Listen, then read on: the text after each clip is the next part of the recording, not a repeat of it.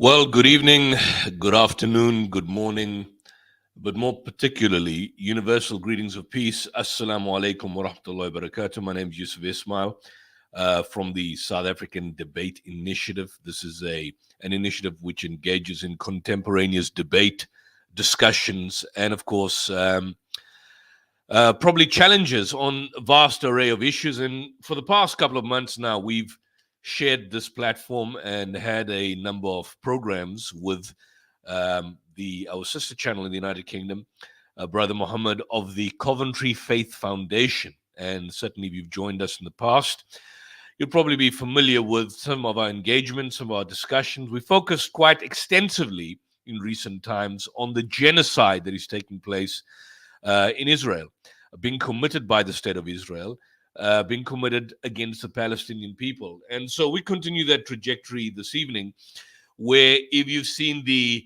advert that has basically gone out, Israelis and Zionists and indeed their supporters, what we would call them modern day cultural pigs. Now, a pig is a creation of God, but generally speaking, when you describe an individual as being piggish or being pig, it's very demeaning in the way and the fashion that they behave. So it's an open platform this evening. We're not holding back any strings, restrictions on anyone. And so, none of these programs are scripted. They are from the cuff. And of course, we share information and we discuss as and when people come on. And it's a kind of a fluid discussion. So for anyone out there who wishes to challenge us or challenge me on this particular platform, specifically on the genocide that Israel has been committing for the past 9 months, to an extent that is in excess of what even happened at the heights of the Nakba, come on our program. Come on, discuss, challenge us. And as you can see, the program promo, join if you dare. Why I say this is because we have had, not too many, but we have had one or two individuals that have come on over the past couple of months.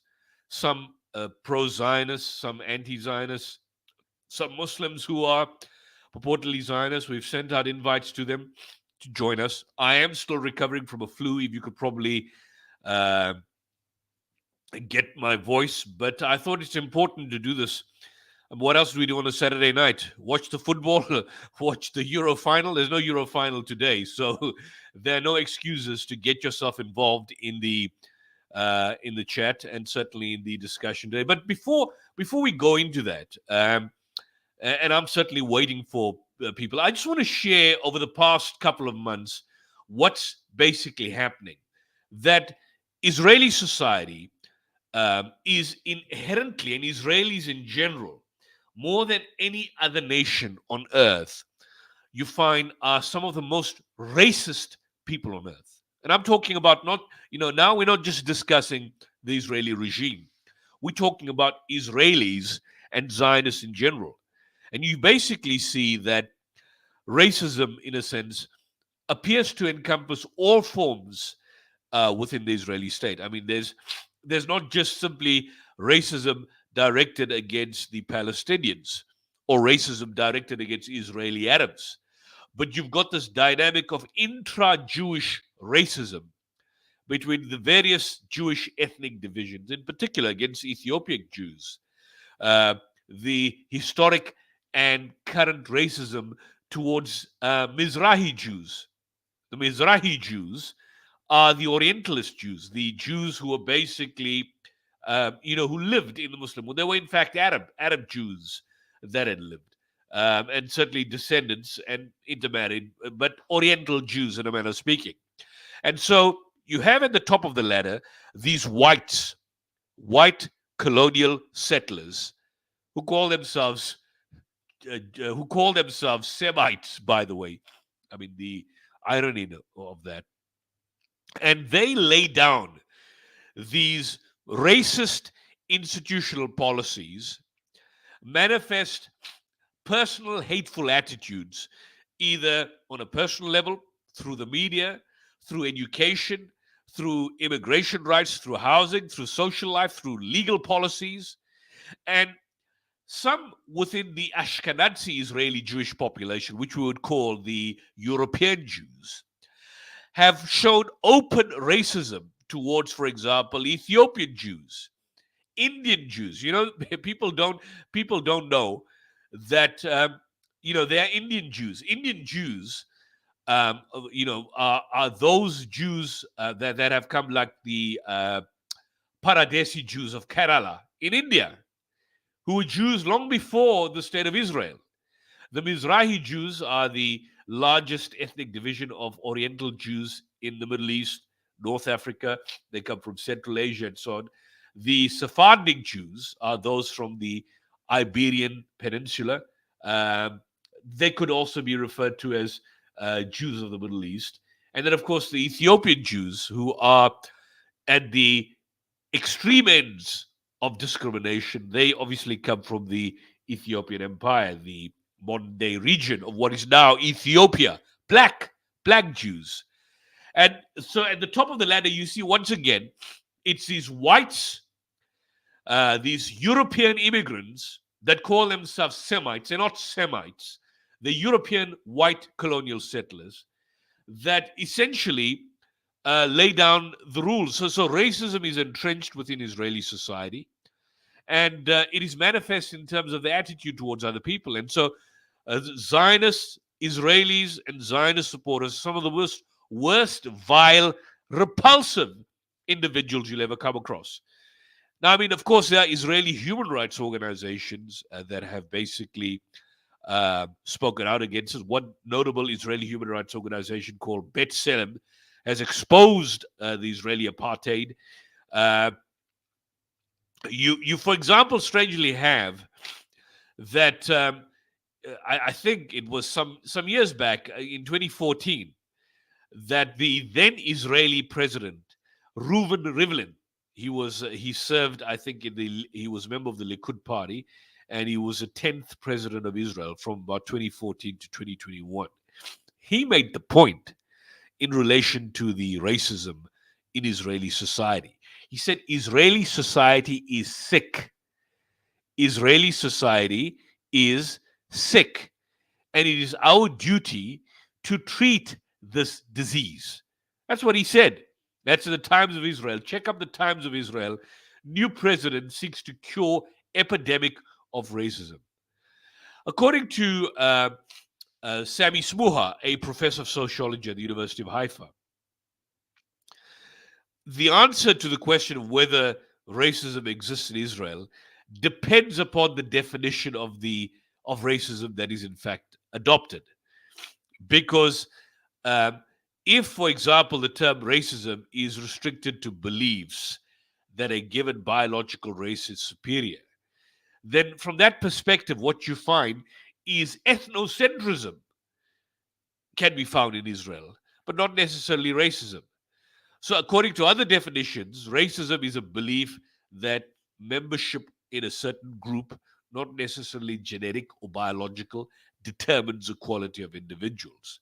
But by that very definition, racist views are indeed endemic in Israeli society.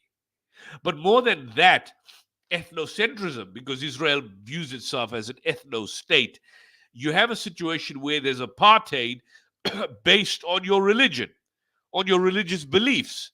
So Palestinians that live on the West Bank are subjected to being taken into custody under administrative detention without trial, being kept incarcerated for decades at a time, and nothing's done about that. They have no right to vote. There are certain roads where they could not walk.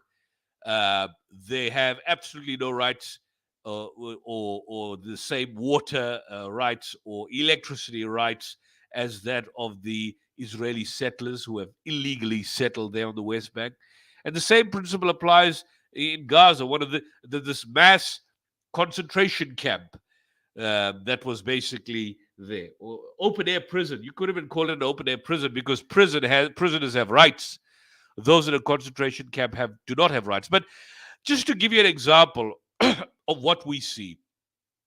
I'm going to share some of the behaviors of these Israelis in a few shorts. I'm going to share a couple, and you tell me what kind of society this is. So let me share the screen, and I'm going to try and share this here.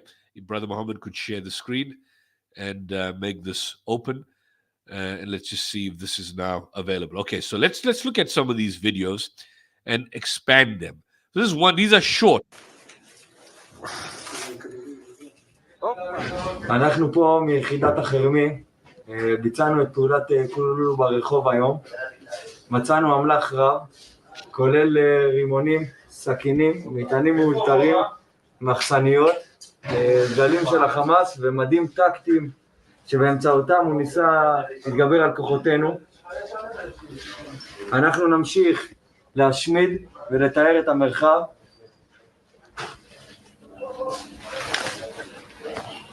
ירדוף אויביי ואשיגם ולא אשוב עד כלותם.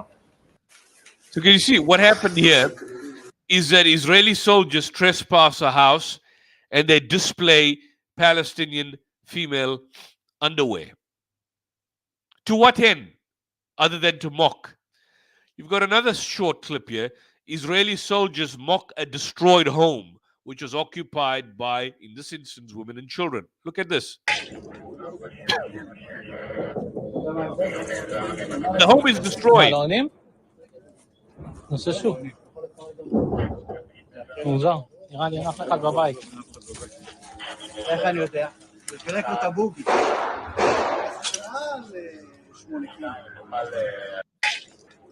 So they mock a destroyed home here. And you've got something here. Israeli soldiers dance while Palestinian men sit blindfolded and handcuffed. 7 seconds.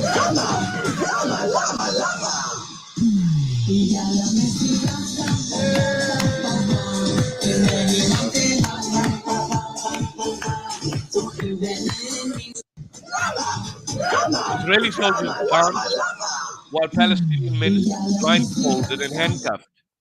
Then you've got this bastard, this scumbag here. Israeli soldier, he's a cross-dresser. This guy is a cross-dresser, or he possibly wants to be raped by his own fellow soldiers. So he wears women's lingerie at a house in Gaza. Look at this scumbag. He's showing his backside to his soldiers. Hey. This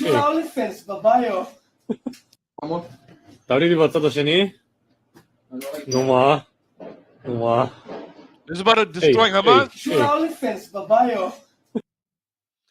And you've got another situation here. This scumbag here goes to a bookstore and then and a toy shop which is selling children's toys, and look what he does. I think we may have played this at some point in the past. Let's play this. Get the stupid adverts out. You don't want to buy cars. Here we are. ונורק מנגינה, 250 שקלים. אוקיי, חדש בקבוצה, אצלי רק סתם. פה מזכרת לילד, 740. Skip scooter. Everything is great. 2,000 is a lot of money for a kid. Both for you and for the school. Here's a skip scooter.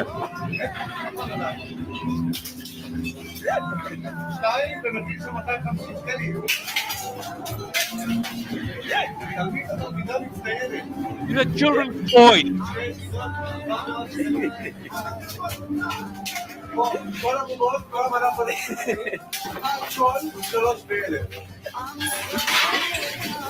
They're looking for weapons.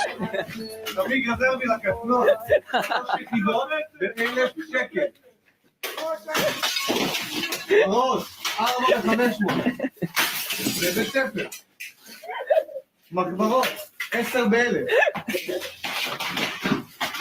התלמידה מצטיינת ושמרנו 250 שקלים עד כה בכל בג'בליה. So can you see what this is about? destroying toy shops, destroying children. And I mean, they film themselves mocking Palestinians. This is another example here where this was a case of and I mean, there's many such cases. This was 5 months ago. Israeli soldier deleted an image where he asked a wounded Palestinian to strip to the underwear. So let's have a look at this. This is the individual here.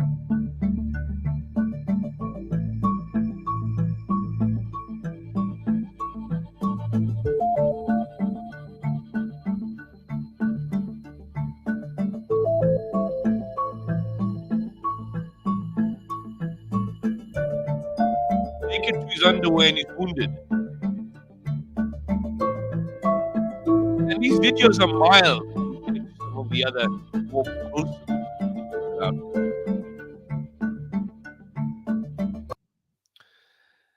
Then there's a situation of an individual called Badr Dahlan.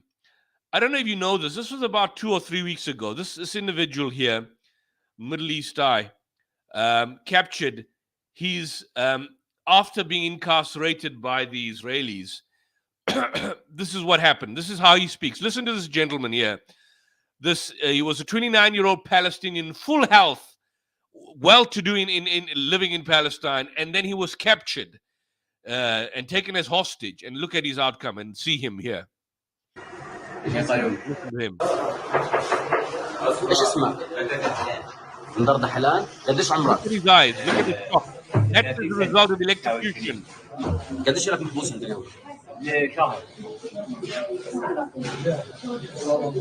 من وين اخذوه؟ من الشريف شو الظروف اللي عشتها هنا في السجن؟ هذا كابوس. اول ما اخذوه لقيت كابتن كان قبلي وانا جيت بعدي وكان قبلي بس انا هذا انا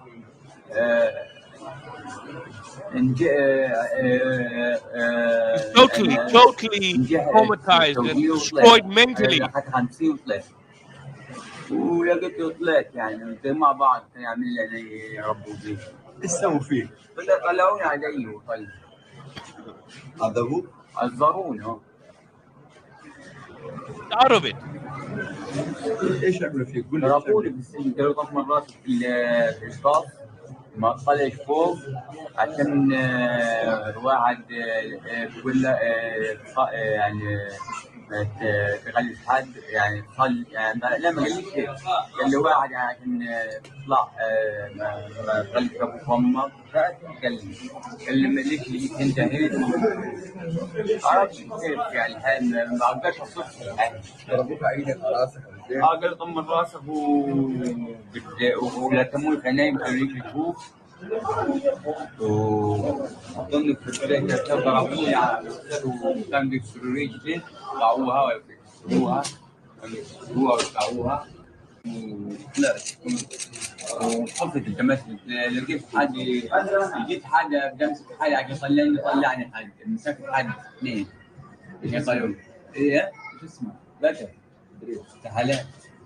مين شفت في أسرى وراك؟ اسمع أسرى الأسرى اللي شفتهم هم اللي كانوا في السجن اسمائهم ما كانوش في السجن أنا قاعد في السجن لقيت حال طلع قدام في السجن لقيت دخلونا هم في الباص هم من نفس المكان هو المكان فرقش عن الثاني يعني مش بعيد عن بعض كنت آكل أشرب جبن خبز وهذا وتفاح بندورة وخيار.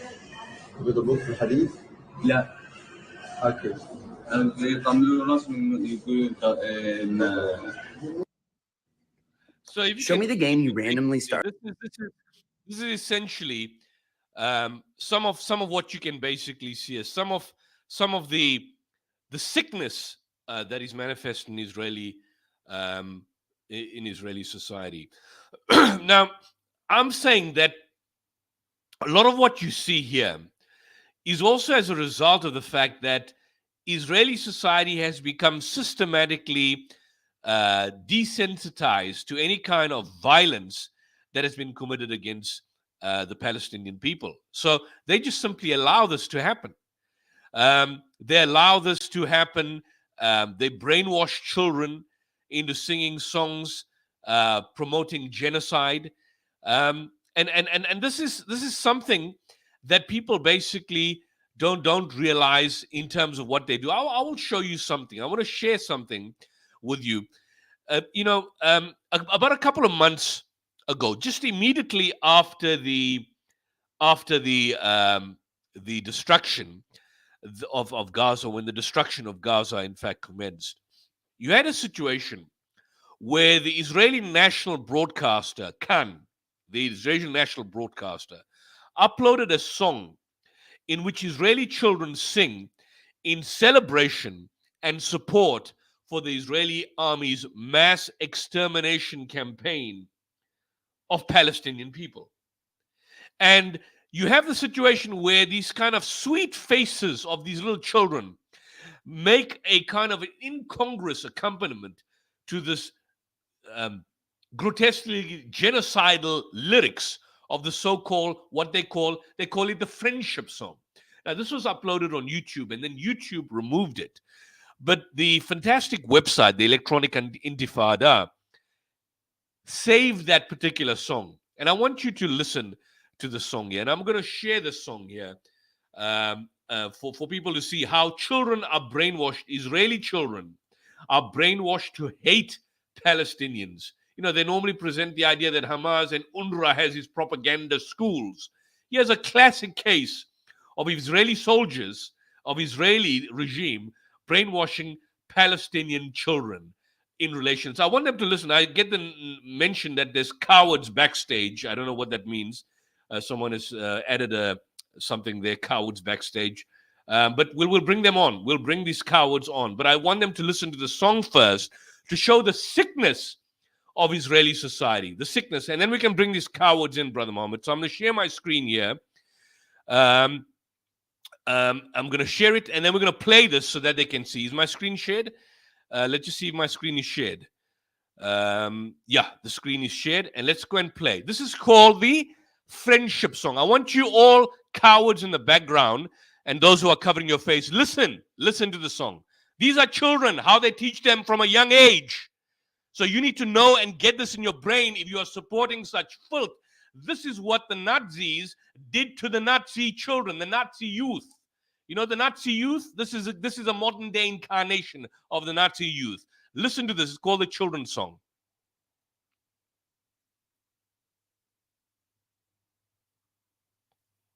Song and creation created by the Israeli public relations firm Rosenbaum Communications. English titles are there.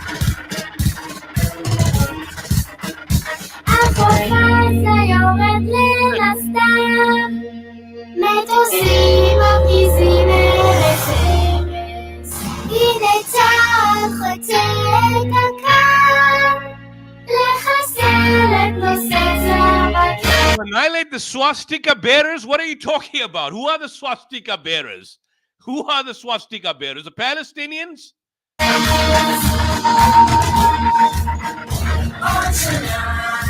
Look at these kids.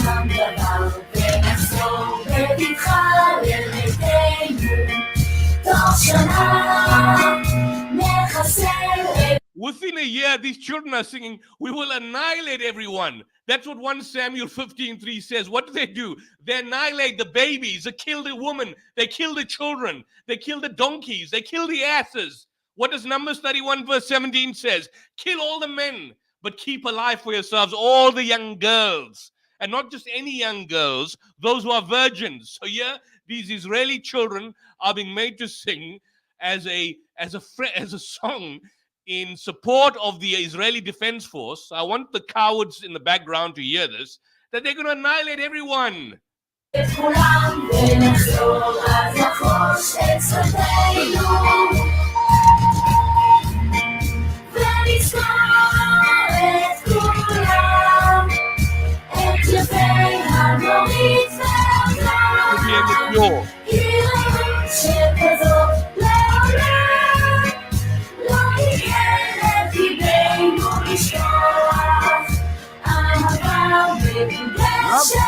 sanctified with blood. What are are these modern day incarnation of vampires? Love sanctified with blood. What blood? The blood of Jesus? What are we talking about here?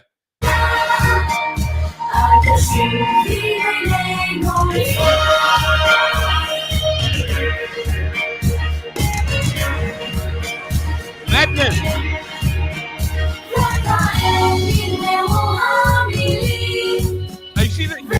You see those cars there blown up? That was on October 7th. You see those cars? That convoy of vehicles, we now know, this was in November, but that convoy of vehicles we now know was blown up by the Israeli Defense Force. They burnt it using these Apache helicopter gunships. Not burnt by Hamas, burnt by Israel. Wake up.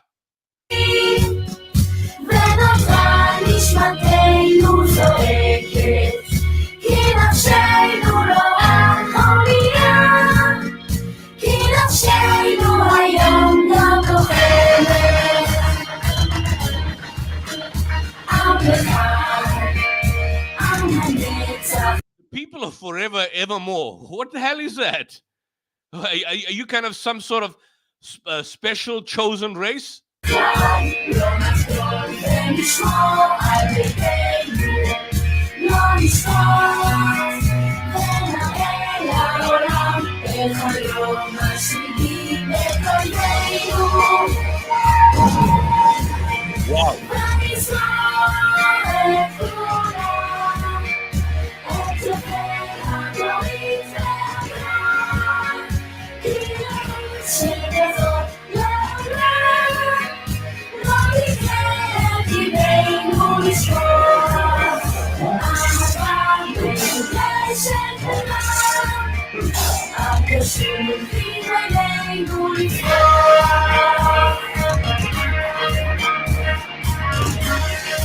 You know what they call it? They call it the friendship song. The friendship song 2023. Wow. Produced by Rosenbaum Communications. I mean, what kind of a scumbag society are you? What kind of a scumbag are you to support a society that brainwashes its own pretty little girls and children to think that it's good to annihilate girls and boys just like them across the border? Annihilate everyone, murder them, everyone, blow them up. And then you juxtapose them with actually scenes of Israelis blowing and mass murdering Palestinians in the worst of form. The heads of children being blown off, the torsos being torn apart, and Israeli death squads basically going rampant, going essentially rampant in terms of their actions, in terms of how they engage and what they have in relation to what they do. So, Brother Mohammed, I see there's a gentleman here called Muslim for Israel. He says at 10:45 p.m. Well, I guess it's probably 9:45 in the UK. It's 10:45 now. So I've stayed up for some of the scumbags out there. But Muslim for Israel, give me some time. I am eating. We hope you're not drinking blood. You may be eating. I hope you're not eating the dead livers and the of your Palestinian brothers or drinking their blood. But we'll give you some time. It's 10:45 there. It's 9:45 there. It's 10:45 here. They're God's chosen people. Paul Rothwell Smith. Yeah, engaging, chosen by God to massacre, mass murder, and rape. Because I'll just share something with you. I'm going to share something with you where now you have a situation. You remember those stories of mass rapes that they presented against Hamas, which has now been debunked totally debunked as being totally false. Now we have a situation where there's a report, in fact, as late as more recently in February 2024, in fact, produce, and what we produce on this program, you can ask Brother Muhammad, whenever we basically produce material, we try and produce objective material. And what I mean by that is we try and even look at sources within the Israeli media. Here's basically one example on the 19th of February 2024. And I'm going to again ask Brother Muhammad to share this screen. I'm wondering who Muslim for Israel is. I don't know if it's the other gentleman that we had. I invited him, by the way, Brother Sarfaraz, and he said he's going to the cinema with his kids. Now, in South Africa, it is unheard of. It is unheard of to go to the cinema after 9 o'clock because of our crime level here. Nobody goes to the cinema at 9 o'clock in the evening. But this chap was going out to cinema, so I said, okay, enjoy your time at the cinema, wherever it is. But be that as it may, I see Muhammad has told me that this chap, Muslim for Israel, has ran off. Well, they all run off. He's gone. They all run off. These cowards, when they are faced with facts, they run away. Why? What are you afraid of? But let me just share something here. I'm going to share a screen, which is here, and then Muhammad can put this on. This just goes to show that we were hearing stories of mass rapes and mass murders. You can share the screen now, Brother Muhammad. I've got it there. Yeah. This is from the United Nations report. So it's direct. It's not a source that is made up from some Muslim article. In fact, in all our programs, I have never given you sources that come from Muslim journals or Muslim, local media in the mosque or anything. None of that. I've always relied on as objective material to go to the bottom of the story. Check up all our podcasts. And more often than not, I try and also look at the Israeli newspapers and the Israeli press if we can extract information. Like, for example, we were talking about the Hannibal Directive for months that was employed by the state of Israel and invoked by them to mass murder their own Israeli civilians on October 7th.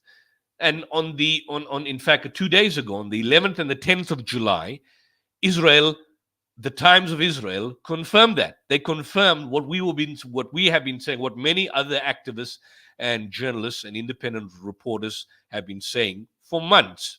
Now, here's one example, and this is, of course, in relation to the allegations of rape, where this is the the report in Israel. UN experts appalled by reported human rights violation against Palestinian women and girls.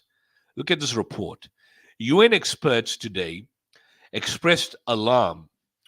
This is on the 19th of February. It's not a long time ago, but I mean, the way things have been going on a daily basis, different incidences of mass murder, of killing, of destruction, that there's so many incidents that happen by the minute in Palestine and in Gaza that February in this context would be viewed a long time ago. But this is from the 19th of February. So it's not a long time ago, but in the context of how things are happening in Gaza and in Palestine, it is a long time ago. UN experts have expressed alarm over credible allegations of egregious human rights violations to which Palestinian women and girls continue to be subjected in the Gaza Strip and West Bank. Gaza Strip, where they're destroying, and the West Bank. Palestinian women and girls have reportedly been arbitrarily executed. So it's not bombs being dropped from the top, especially the coward who now ran away after he saw and I think he ran away after I played the song. So the song must have knocked him out. But here's a report that they have been arbitrarily executed in Gaza, often together with family members, including their children, according to information received. So it's not Hamas's news ministry. This is the United Nations. This is from their website, the Office of the High Commissioner. We are shocked by reports of the deliberate targeting and extrajudicial killing of Palestinian women and children in places where they sought refuge or while fleeing. Some of them were reportedly holding white pieces of cloth when they were killed by the Israeli army or affiliated forces, the experts said. So the white cloth is what? It's not a red cloth. It's not a black cloth. It's a flag of truce. It's a flag of truce. So when you show this flag of truce and you are shot dead, what does that mean? It means that these people are killing people in cold blood. Similar to the hostages. You remember the hostages last year? These men were naked, meaning they had no... The Israelis cannot say, look, we were concerned. Possibly these were suicide bombers because they had no vests on, so they couldn't be suicide bombers. They were naked. They only had underwear on, and they had a white cloth, unless the white cloth had some magical technological prowess in which it would just simply explode. So these people were shot dead. The experts expressed serious concern about the arbitrary detentions of hundreds of Palestinian women and girls, including human rights defenders, journalists, humanitarian workers in Gaza and the West Bank since October 7th. But that was what the whole aim of the Operation Al-Aqsa Flood by Hamas and the Al-Qassam brigades was. And I don't support hostage taking, but their argument is that they took these hostages, and if it was soldiers that they simply took, or they just killed soldiers, we can all agree it's game on. That would be fair game. It's not a problem there. But the aim of taking the hostages was that they could be in a better situation to negotiate for the release of thousands of Palestinians, men, but more particularly women and girls, little girls that are being arbitrarily detained by Israelis in their torture dungeons. Since October 7th, there's been 9,000. Before October 7th, there have been thousands. And look what the report says. Many of these detainees have been subjected to inhumane and degrading treatment, denied menstruation pads, food and medicine, and severely beaten. On at least one occasion, Palestinian women detained in Gaza were allegedly kept in a cage in the rain and cold without food. Who does that? Which normal, decent human being does that? But we forget the Israelis are not normal. The Israelis are some of the most racist, vile people on the face of this planet. The report by the UN goes on to say, these are the experts, we are particularly distressed by reports that Palestinian women and girls in detention have been subjected to multiple forms of sexual assault, such as being stripped naked and searched by these perverted, bastard male Israeli officers. At least 2 female Palestinian detainees were reportedly raped, while others were reportedly threatened with rape and sexual violence. They also noted that photos of female detainees in degrading circumstances were also reportedly taken by the Israeli army and uploaded online. The experts expressed concern that an unknown number of Palestinian women and children, including girls, have gone missing after contact with the Israeli army in Gaza. And look at this.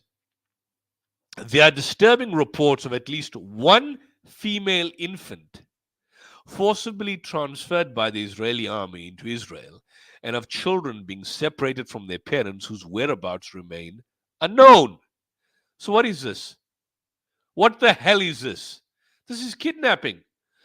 This is exactly what the Israelis falsely accused Hamas of doing. I mean, it's like what they call this projection, where you project evil on someone else when you're the person who's basically engaged in evil.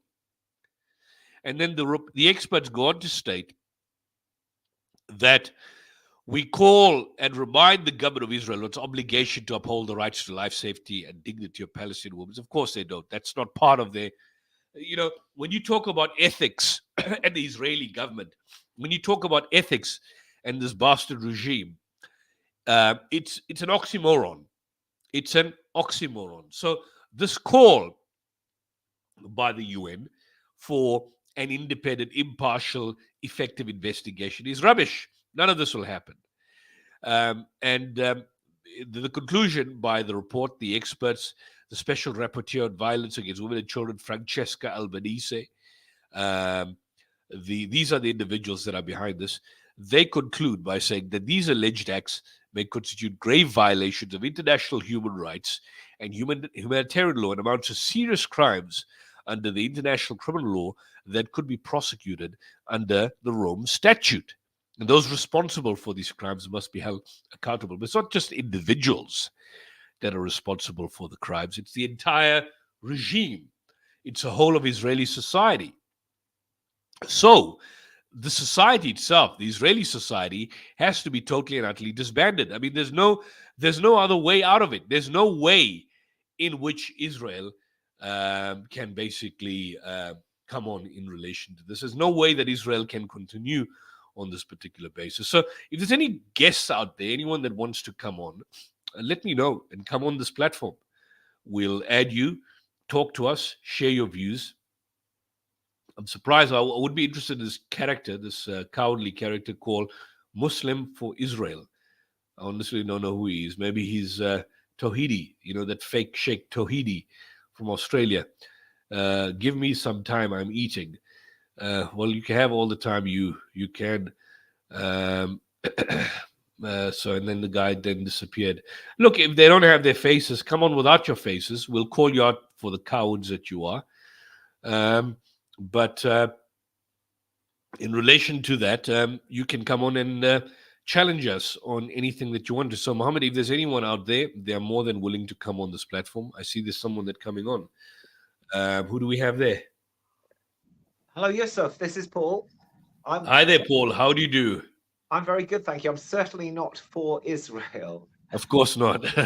I see the background. Britain deserves better, the Workers' Party. It certainly deserves better than Labour or the Conservatives, or indeed Reform. Indeed, Nigel Farage. Or even several other smaller parties I could mention that we recently defeated in the election. Indeed. Well, I don't know too much about British politics, but we have been following it, especially over the years, particularly during the Blair regime.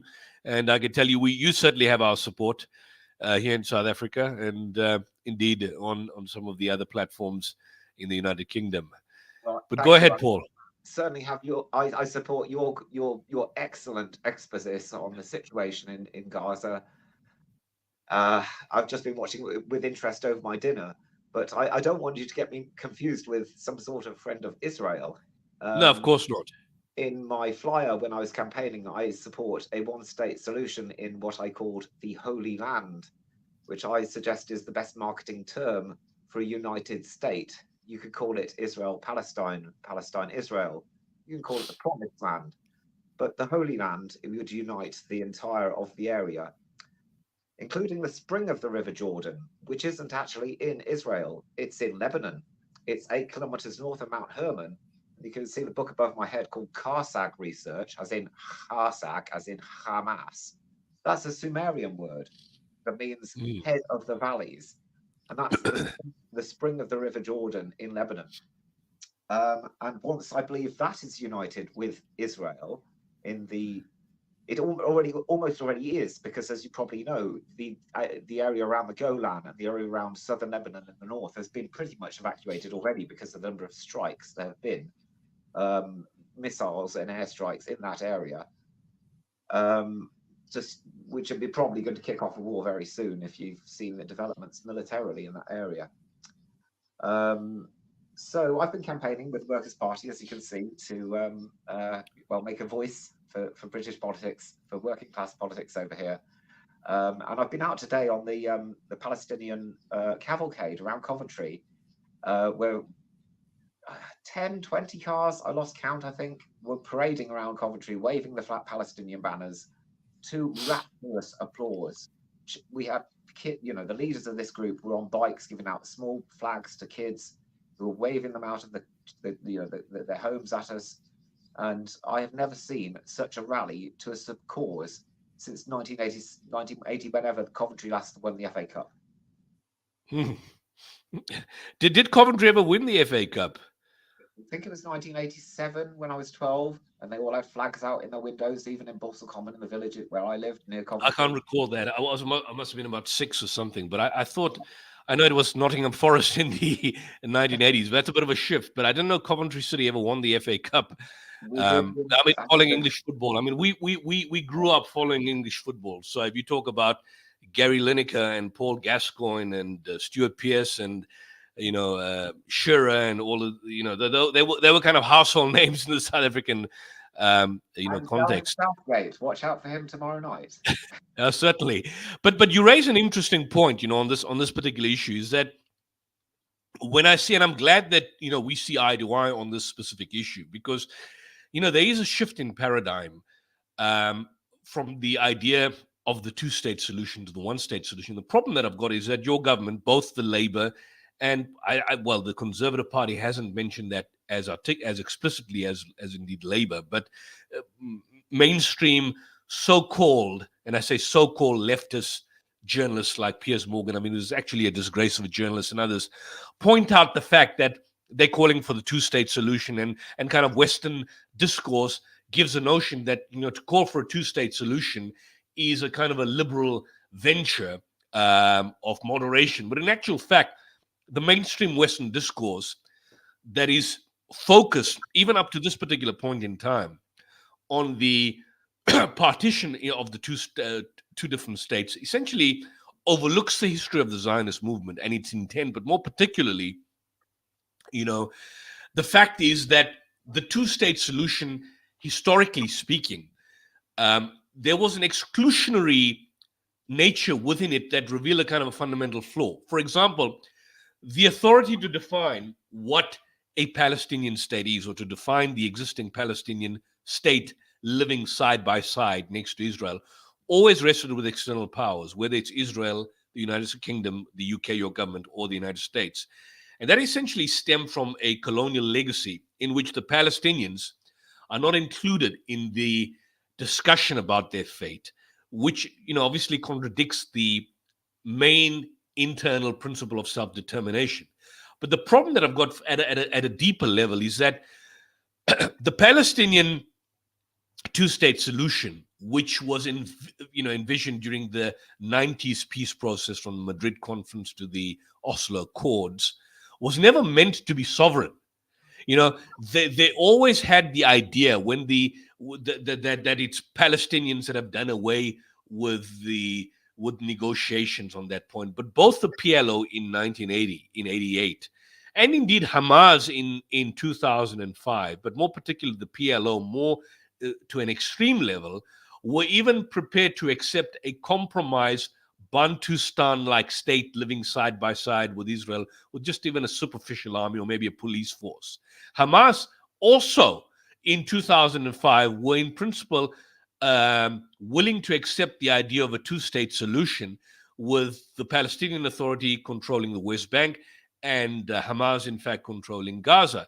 And the point is that you have these Palestinian factions that have repeatedly stated they are willing to accept the two-state solution. And again, whenever that happens, the expansion of the Israeli settlements happens at the simultaneous process when these particular factions were purportedly speaking about, in principle, accepting the two-state solution. And so what has happened over the years, due to the fact that this has been basically viewed as a very superficial kind of compromise being made by Israel. In fact, it's not in fact a compromise by Israel, it's a compromise by the Palestinians, because the Israelis were of the position that if you accept a two-state solution, the settlements were to continue, and the settlements did in fact continue, and the settlements and the discriminatory practices in fact had altered the demographic and geographic landscape.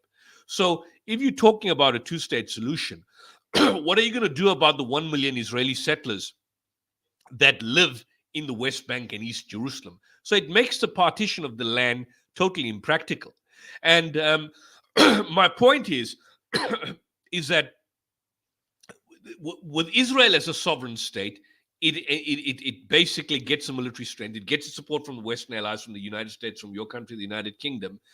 And there's just simply lip service paid to this whole notion of a two-state solution. So from my perspective, and I think from the perspective of many people that have studied this conflict more better than myself over the years, Rashid Khalidi, I think, made a point a few months ago that idea of the two-state solution is long gone out of the door. You can't even talk about it. It's impractical. It won't work. Yeah. The only way which will work is you have a kind of again, it's not going to be perfect. Like South Africa is not going to be perfect, but you can have a situation where, similar to South Africa, you have there's no longer Gaza, there's no longer the West Bank, there's no longer East Jerusalem, no longer occupied territories. If Israelis want to go to the West Bank and the Gaza, they can then go to the West Bank and Gaza and live there. But then, simultaneous to that, those Palestinians in Gaza can then walk freely and enter Tel Aviv and stay and set up and purchase property and live in Tel Aviv. And everyone there then has a single vote. Everyone has a single vote. But the Israelis and the Americans and the United Kingdom will never allow that to happen. Because if that happens, at least for not necessarily the initial stages, but eventually you can have a situation where the Palestinian population is going to be in the majority. And eventually you're going to have a situation where you could either have a government of national unity, which is the Israelis and the Palestinians coming together. You disband the entire Knesset. The whole Knesset is disbanded. Netanyahu and his gangsters are basically taken to The Hague and charged for war crimes, and they're arrested and either face the guillotine or life in prison, whatever the case is. But you have to then have either a single government or a government of national unity. A single government may probably be Palestinian, or a government of national unity where you have Israeli representatives and Palestinian representatives, but everybody then has a single vote. And I don't even have a problem if you want to call it Israel. I mean, although ideally it should be called Palestine because that's what it is. But I wouldn't even have a problem in principle. And I'm being moderate here by saying that, look, you can then call it Israel, call the whole area Israel. But everybody then has the single vote. Everybody has a right to stay where they want to. The current administration, the Knesset, is totally disbanded, and you basically have a government of national unity. Now, is it going to be perfect? Of course not. It's not going to be perfect. But what other option is there other than that? I mean, similar to the South African situation, we have had, I urge you to watch a documentary called Apartheid Did Not Die, where the economic apartheid continued. But the South African society is not perfect, but we don't have, I'm free to say what I want to say today, more than, well, I never lived through the length and breadth of apartheid, but during the heights of apartheid, I couldn't speak or say what I'm saying right now. And so that would be the only kind of long-term option for this in its entirety. And I'm glad that the Workers' Party, your voices should be heard, and this kind of discourse should be taken into your Westminster parliamentary system, because I don't see that being discussed. It's always, even amongst those that are the pro-Palestinian voices within Parliament or within certain factions of the Labour Party, always talk about a two-state solution. And I think the discourse of that time is over. That time is long, long over. And I wholeheartedly agree. The two-party system is like two puppets on a string, really, just arguing with each other for an audience. What Indeed. you discussed and what the solutions you're putting forward from a South African apartheid perspective are realistic solutions that the Workers' Party is also thinking about, debating about, trying to get out into the public, despite the problems we've had with that in our media blackout in the last election. But this channel's at least giving us a voice to do that, and agree with you wholeheartedly on how we go forward and support solutions to this puppet on a string show we're being shown. I'd just like to chime in a little bit about the background to Zionism, just on the history of it and my personal responsibility. I mean, I think a few people in the chat have jumped on and gone, you're a British person, you're responsible for this, Balfour and whatever. But like, I'm a British Muslim, brother Yusuf. My Islamic name is Adem. I'm a revert from Christadelphianism, if you don't know, which was started by a guy called Dr. John Thomas. In 1834, he predicted that Israel would become a state. And in 1848, he wrote this book. It's called Elpis Israel, which means the hope of Israel. This was published 45 years before Theodor Herzl came up with Zionism. But it prophesied to people in Birmingham, where the Christadelphians were founded, and New York, not Austria, where Herzl was founded, the policies of Zionism, the policies of this one-state solution. But I just want to put forward that Christadelphian John Thomas himself was just seeking the truth. Robert Roberts, who expounded the doctrine of Zionism in Birmingham throughout the 1860s to the 1890s, which is where Theodor Herzl picked it up from. And John Thomas, the originator of Christadelphianism, would have abhorred Zionism. He would have abhorred a two-state solution. He would have wanted exactly what you wanted, a one-state solution, non-apartheid, non-genocidal. Yeah. Just one thing. I see there seems to be some guest. I mean, and you know, the problem with this is that on these platforms, and I'd like you to engage with them, so it's not just myself.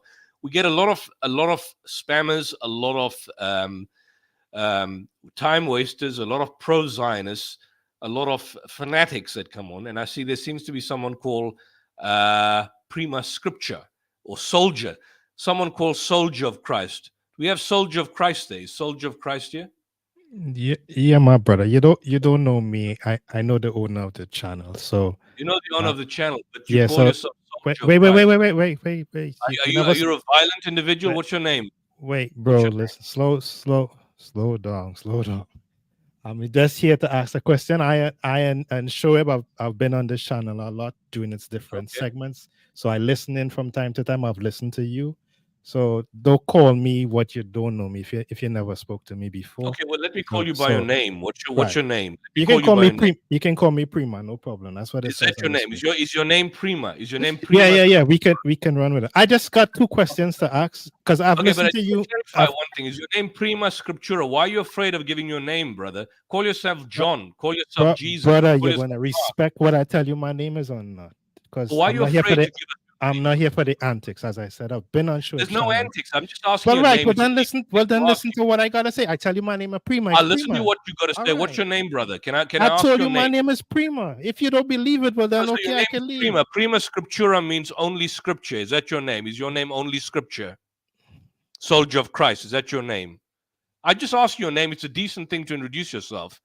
Tell us your name. You don't have to trust your. You don't have to trust your mug. You don't have to trust your face. Man, this is stupid, man. Okay, then go ahead. Go ahead with your question, Prima Scriptura. Go ahead. Right. It's gonna listen. It's simple. I've been on this channel a lot, so just chill. So my question is, right, on the basis of what I've heard you speak about a lot in terms of the genocide allegations and also the war crimes, right? Yeah.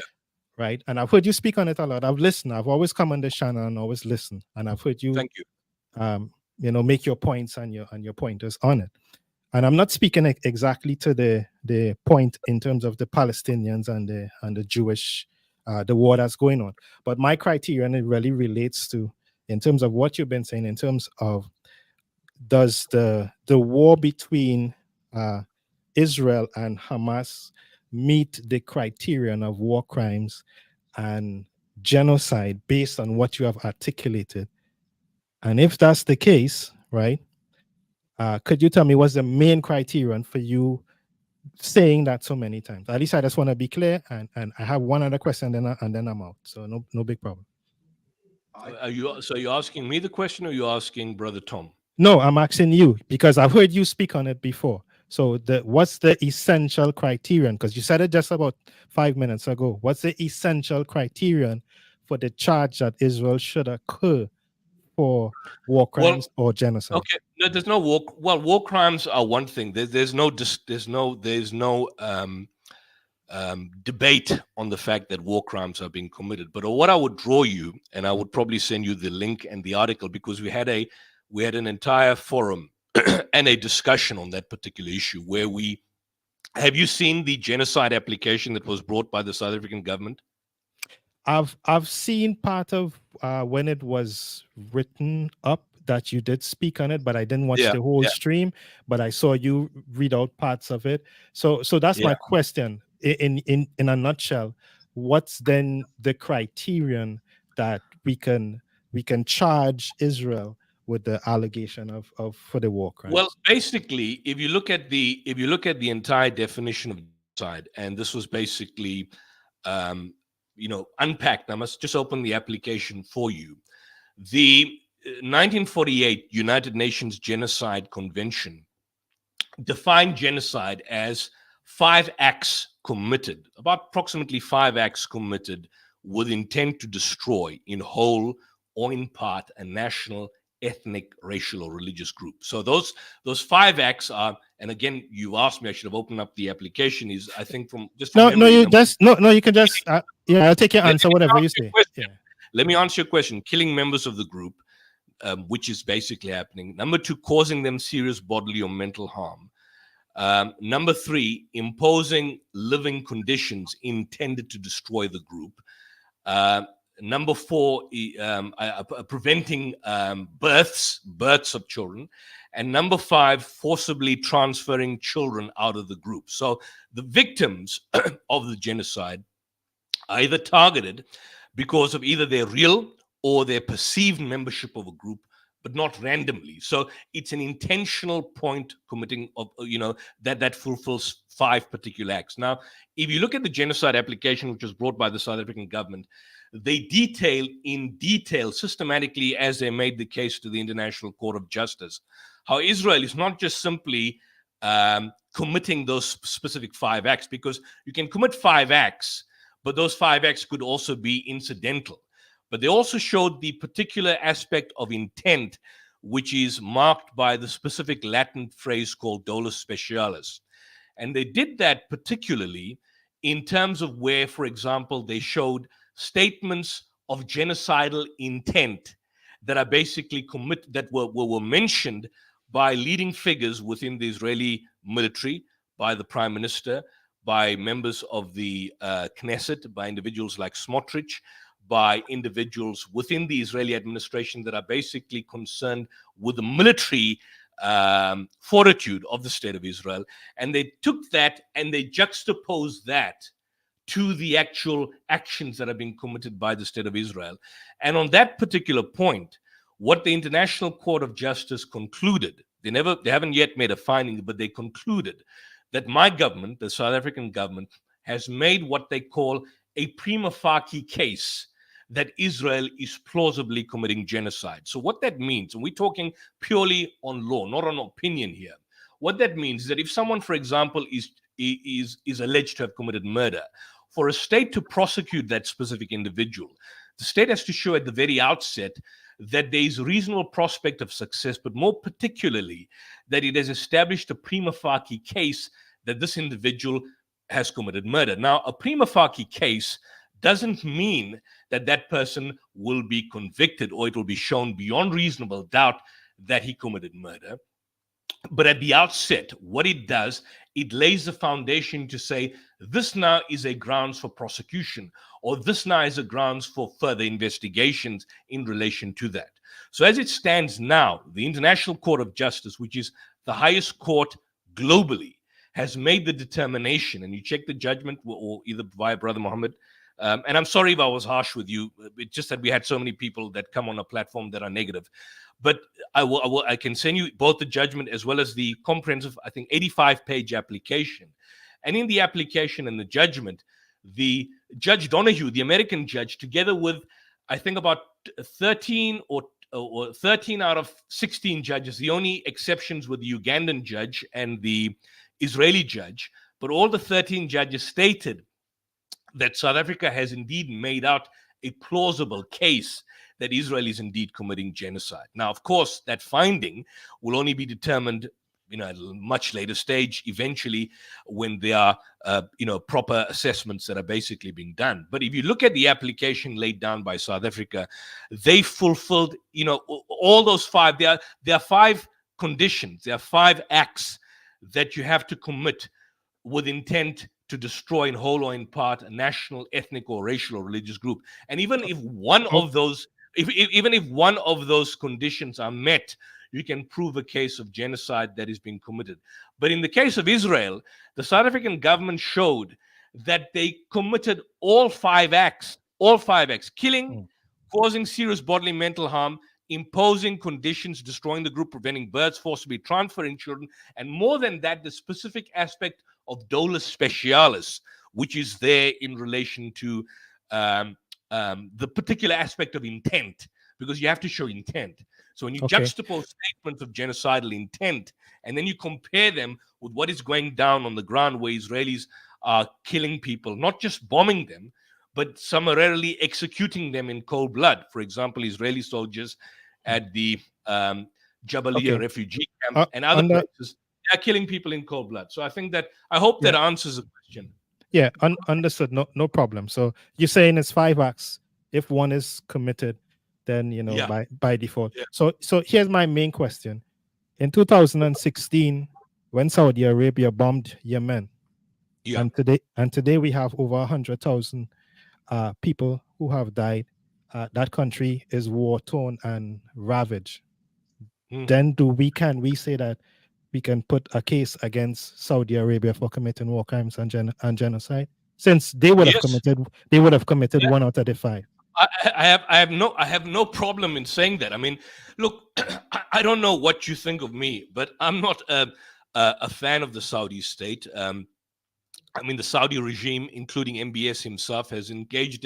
If you followed the Khashoggi execution and the way it was conducted at the embassy in Istanbul, where they cut him up to pieces because he was speaking out against the regime, I have no problem in saying that. I have no problem in saying that the regime, in fact, engages in genocidal statement. I don't have a problem with that. But I mean, we've discussed Saudi Arabia in the past.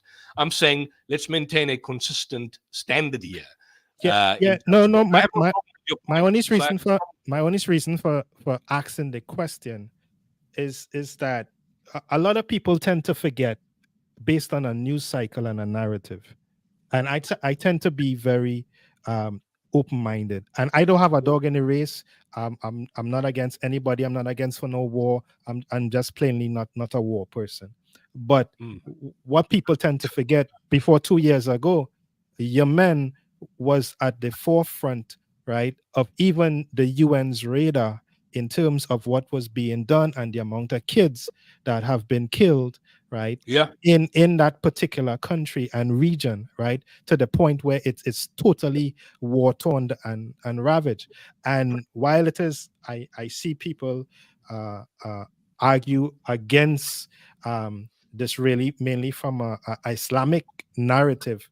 I tend to say, well, I got no problem with that, but let's be fair and call a jack and a spade when there have been atrocities done by numerous other entities across various times. I'm not pinpointing, but I'm just saying that for the nuance of it, the last one was actually the Saudis. So that's my main point. And because people tend to forget, and I tell them, I say, listen, this is not if you want to check it out, ask them who the Saudis buy all their fighter jets from. Ask them who they buy all of their stuff from. The very same people that are protesting in the very same countries, and the same Saudis are buying it. They are backed by the United States and the United Kingdom. Sir, I don't like calling you prima scriptura, but it's you can call me prima for sure. United Kingdom and the United States. But let me just point this out. Yeah, let me just give you one example. I would have no problem speaking out against the Saudi government, and I do that all the time in discussions, particularly in the political context of the Middle East. The issue that you've got is that when you are attempting to draw what I would say a whataboutism, whereby you are attempting to basically have a kind of a sort of an equivocation. And here's the problem that I've got with that, because if you look at the armed conflict in Yemen, it certainly has resulted in a massive humanitarian crisis in the world. But even according to the Yemen Data Project, from I think sometime in 2020, and the World Report in 2020, they gave the figures and the statistics from 2015 to 2020 as a result of the air raids that were being committed on women and children by the Saudi government. And they gave the figures from 2015, March 2015, which is when, that time where it basically started, right up till August 2019, 2020, that approximately 17,500 to 20,000 civilians were killed in a span of 5 years. Israel has killed and mass murdered 40. No, let me finish the point. Israel has mass murdered 40,000 men, women, and children in a space of 9 months. So I'm saying that if you want to have this whataboutism about Saudi Arabia, and I'm not a fan of the Saudi government, I don't like MBS. I think he needs to be removed from power. I don't think he's representative of my faith or of Islam or of me. But if you want to draw kind of a moral equivocation in terms of what Israel is doing and say, look on the other side, what Saudi Arabia is doing, I'm saying the number of civilians killed in Yemen, which is bad enough, and it's created about 20 million people are experiencing food security, and 10 million of them are at risk of famine. But the number of people that were killed in 5 years was 20,000, or approximately 20,000. Contrast that with 40,000. No, I think the figures are a little bit higher, but I'll quote your number for now. By the Israelis. Yeah, no. I think your figures are a little bit. I think the figures are. No, wait. You say my figures are wrong. I'm giving you the world report from 2020. I'm giving you Human Rights Watch. You want me to share you? I'll share the Human Rights Watch report with you. Yes, I'll share the human. I'm saying let's deal with facts here because you attempted. And let me give you another example in Ukraine. Are you saying that you know every specific? Let me finish one point, and then you can speak. Let me speak in Ukraine, which has been described as a genocide, wrongly so, by the West against Putin. Only 200, and bad enough, but only 200 children have been killed since the war started till now in Ukraine. And there's about 10 to 11,000 civilians that have been killed by the Russians in Ukraine in a span of 2 to 3 years. Now, contrast that with the situation that, so if we condemn, let's say, okay, fair enough, I'll condemn Russia and I'll condemn Saudi Arabia. And I've been candid with you and I say, let's maintain. No, so listen, I didn't go down that. Wait, let me. In light of what I've said, will you condemn you're going Israel? down a road that I didn't travel. So here's my point that I brought. No, but will you condemn Israel in light of what I just said? Listen to this is my point I went at. I said I wasn't going, I'm not into the war. I'm a person of peace. So me citing Yemen as an example was just based on the criterion for being charged for it. And this is my point. Yemen is an Islamic country and Saudi is an Islamic country. And so there are people who are globally who are in sympathy for what is being done. So where you understand it from me being an outsider, I have no dog in the race. I have no persuasion. It's really nothing for me. I'm not trying to equivocate the numbers. All I just said, as far as some of the UN numbers, they can be arguable. I can accept it, fine, no problem. But I would say people on the ground would say it's much higher than that, and I'm not here to argue that. So I'm just saying if that's their numbers. Context. No. So listen, my. So are you saying that what Saudi Arabia did in Yemen, which is bad enough, is on the same level? Okay, no, I'm not comparing levels. I'm only using criterion for charges. So what's your criterion condemning Israel? No, I use your criterion. So I didn't say. So no, I didn't disagree with you. So listen, I condemn Saudi Arabia. Will you condemn Israel? That's my point. So I went with your criterion. Whatever you say, I'm agreeing. But here's what I'm saying: if we're going to agree on that, just months before, or even up to now, Yemen was the biggest issue that the world had to deal with in terms of their situation. So I'm not trying to equivocate numbers. Why are you leaving Syria out? Well, why you've left Syria out? Well, no, listen, you can use, I said, listen, you can use many other examples from many around the places. Okay, that's fine. Okay, so, you weren't listening to me. We're in agreement. I'm happy we're in agreement, soldier of Christ. So now will you condemn Israel for what it's doing? Well, I'm using your criterion. If you said there are five, use my criteria. Then use my criteria to condemn Israel. Will you condemn Israel? Listen, you listening to what I said? Wait. No, hold on. You're listening to what I'm exposing your hypocrisy, soldier of Christ. Now you're exposing your hypocrisy. Are you listening to what? Carefully, listen, I ain't here to argue, my brother. This is the hypocrisy that I have. This is the hypocrisy. Listen, This is the hypocrisy because I'm asking you to will you when the leaders of Israel make statements of genocidal intent, when Netanyahu says we will do to the Palestinians, and when he invokes Amalek. When he invokes Amalek, will you condemn him for invoking Amalek? That wasn't my point. I came up. So what was your point then? What was your point? You came on the platform, but you're not listening. You just want to talk. If you listen to me, because I've listened to you. Channel, I can talk as much as I want. I've called you on. If I'm your guest, I've called you on. I've called you on. Why are you running away now? I've called you on. Has he left? Listen, you can throw me. Yeah. You can throw me out if you want. I didn't throw you out. I don't have control over the channel. I didn't throw you out. Yeah, I think they throw me out. No problem. No, normally I don't last long. I didn't throw you out. But here's my point. I told you, and listen to me. I listened to all that you said. You went on for a long period. I didn't interrupt you. All I'm saying is this: my question was on the basis of having a standardized criterion, and I'm agreeing with you. If you said Israel did 1 out of the 5. and that's the criterion I went with, and I'm agreeing. So I'm not disagreeing with you, but you want me to come out and condemn or say something in support of you. That's not what I came to do. My only point was to say, okay, do we have a criterion, and can we use that criterion throughout other events that has happened around the world, that it doesn't even self-relate to whether it be Islam or Judaism, but we have a situation where it's actually Islam and it's Islam, and it's just from a humanitarian point. So that was just my basis of asking the question. I wasn't here to say compare numbers and all that kind of no. My thing is, we have a criterion. I'm agreeing with your criterion, and I'm saying, okay, I'm agreeing with it. But okay, that's fine. So I want. Okay, that's fine. So we're in agreement there, and I'm happy with that. So what's your view now when Israeli soldiers are shooting dead in execution style? My brother. No. I'm asking you a question. Now you don't want to. What's your response? How do you respond when Israeli soldiers? No, listen. No. Hold on. I need to ask you. How would we deal? I want a solution when Israeli. I don't have a solution, but I don't live there. So, you hear my language? As evil. No. But as a soldier of Christ, listen. You hear how I speak? No. As a soldier of Christ, will you condemn that as evil? Listen. When Israeli soldiers, for example, shoot dead Palestinian children, will you condemn that as evil? You've seen the videos, right, where I've showed you, and we've showed in past streams, where Israeli soldiers shoot dead Palestinians, not just bombing from the top, but they're executing them.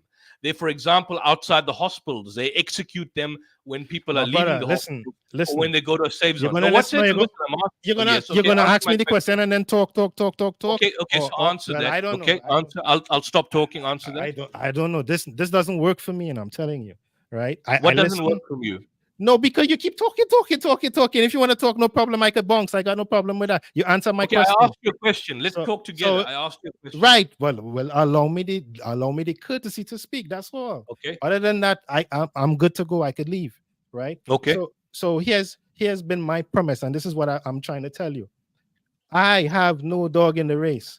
I've not experienced anything that these people have experienced, whether from on the Jewish side or from on the Palestinian side, right? And for years we have heard about peace, and these people have been striving for peace on either side. We don't know who's lying. We don't know which one is real, what to believe, right? And you hear one narrative and you hear the next. So from your perspective, you could bring me all of the pictures, and then from the Israeli perspective, they can bring their videos and their stuff. And I'm saying, there's no pictures from the Israeli perspective. Let me finish. Why are you not answering my question? Well, let me finish. You're gonna let me speak or not? Anyhow, I'll let you speak, but I want a clarification. Don't run away. Don't run. Why are you running? Is he gone? Are you there? No, he's running. I just wanted a clarification from this guy. Is he running or is he here? Is he gone? He probably left because you interrupted him. Okay. Well, no, I wanted clarification from him. That's all. What I asked him. The clarification I wanted was, and Tonto, the clarification I wanted was, what does he say about the fact that Israeli death squads are not just bombing the Palestinians, but now we have case after case of them shooting Palestinians in cold blood, shooting them dead in cold blood. Those individual soldiers will be arrested and sent to prison. And do you have any case where that has happened? Do you have any case where that has happened? Multiple cases that has happened. Multiple cases. Israeli soldiers. Why are you interrupting me when you asked me the question? Okay, you said those soldiers. Listen. Where they're arrested. Do you understand that the ex-prime minister of Israel was put in prison by a Muslim? No, that's a judge. That's the Arab judge. Sorry? That's the Arab judge. So do you think that the Arab judge for a crime that he committed on a personal level? Is this soldier committing a crime on an individual level, yes or no? It's not crime being committed by Palestinians. Is the soldier committing a crime on an individual level, yes or no? Can you show me a single case of an Israeli soldier that has been arrested over the past 9 months in their deaths and killings and execution of Palestinians? Give me one. During a war for their existence. Give me one. Give me one example. I would presume, this is what I would presume would happen in a lawful country. Okay. Bear in mind, I'm from the UK. This isn't South Africa, right? So in the UK, when you have it usually takes about a year or 2 years to go to court. Yes or no? So do you think that they should be rushing things through to get things right, or do you think that they should be waiting to get the details correct? So basically, they kill and murder as many Palestinians as possible, and then afterwards, when the war eventually ends, if it ever ends, Okay. So then they you think basically decide to prosecute these Israeli soldiers. Is that what you're the saying? ones who committed crimes? Yeah. If people are going around blowing innocent civilians' heads off, they're not the videos I see. The videos I see are of the Israeli IDF soldiers trying to get the Palestinian civilians away from Hamas soldiers. Palestinian civilians away from Hamas soldiers. So you're saying basically that these Palestinians are being kept as human shields by Hamas soldiers. Is that what you're saying? I would say not just by Hamas. I would say that the willingness from the people in Palestine to not leave when they're warned that bombs are coming because of their faith in God, which is quite frankly ridiculous. They don't want to. So are they being kept as human shields under force by Hamas, or are they doing it by consent? It's both. I would say both. It's forced by a religion. It's forced by a religion because Hamas is keeping them there, and they are also they're doing it by consent. Doesn't make sense. An oxymoron. And do you want to know what's funny about consent and by Hamas?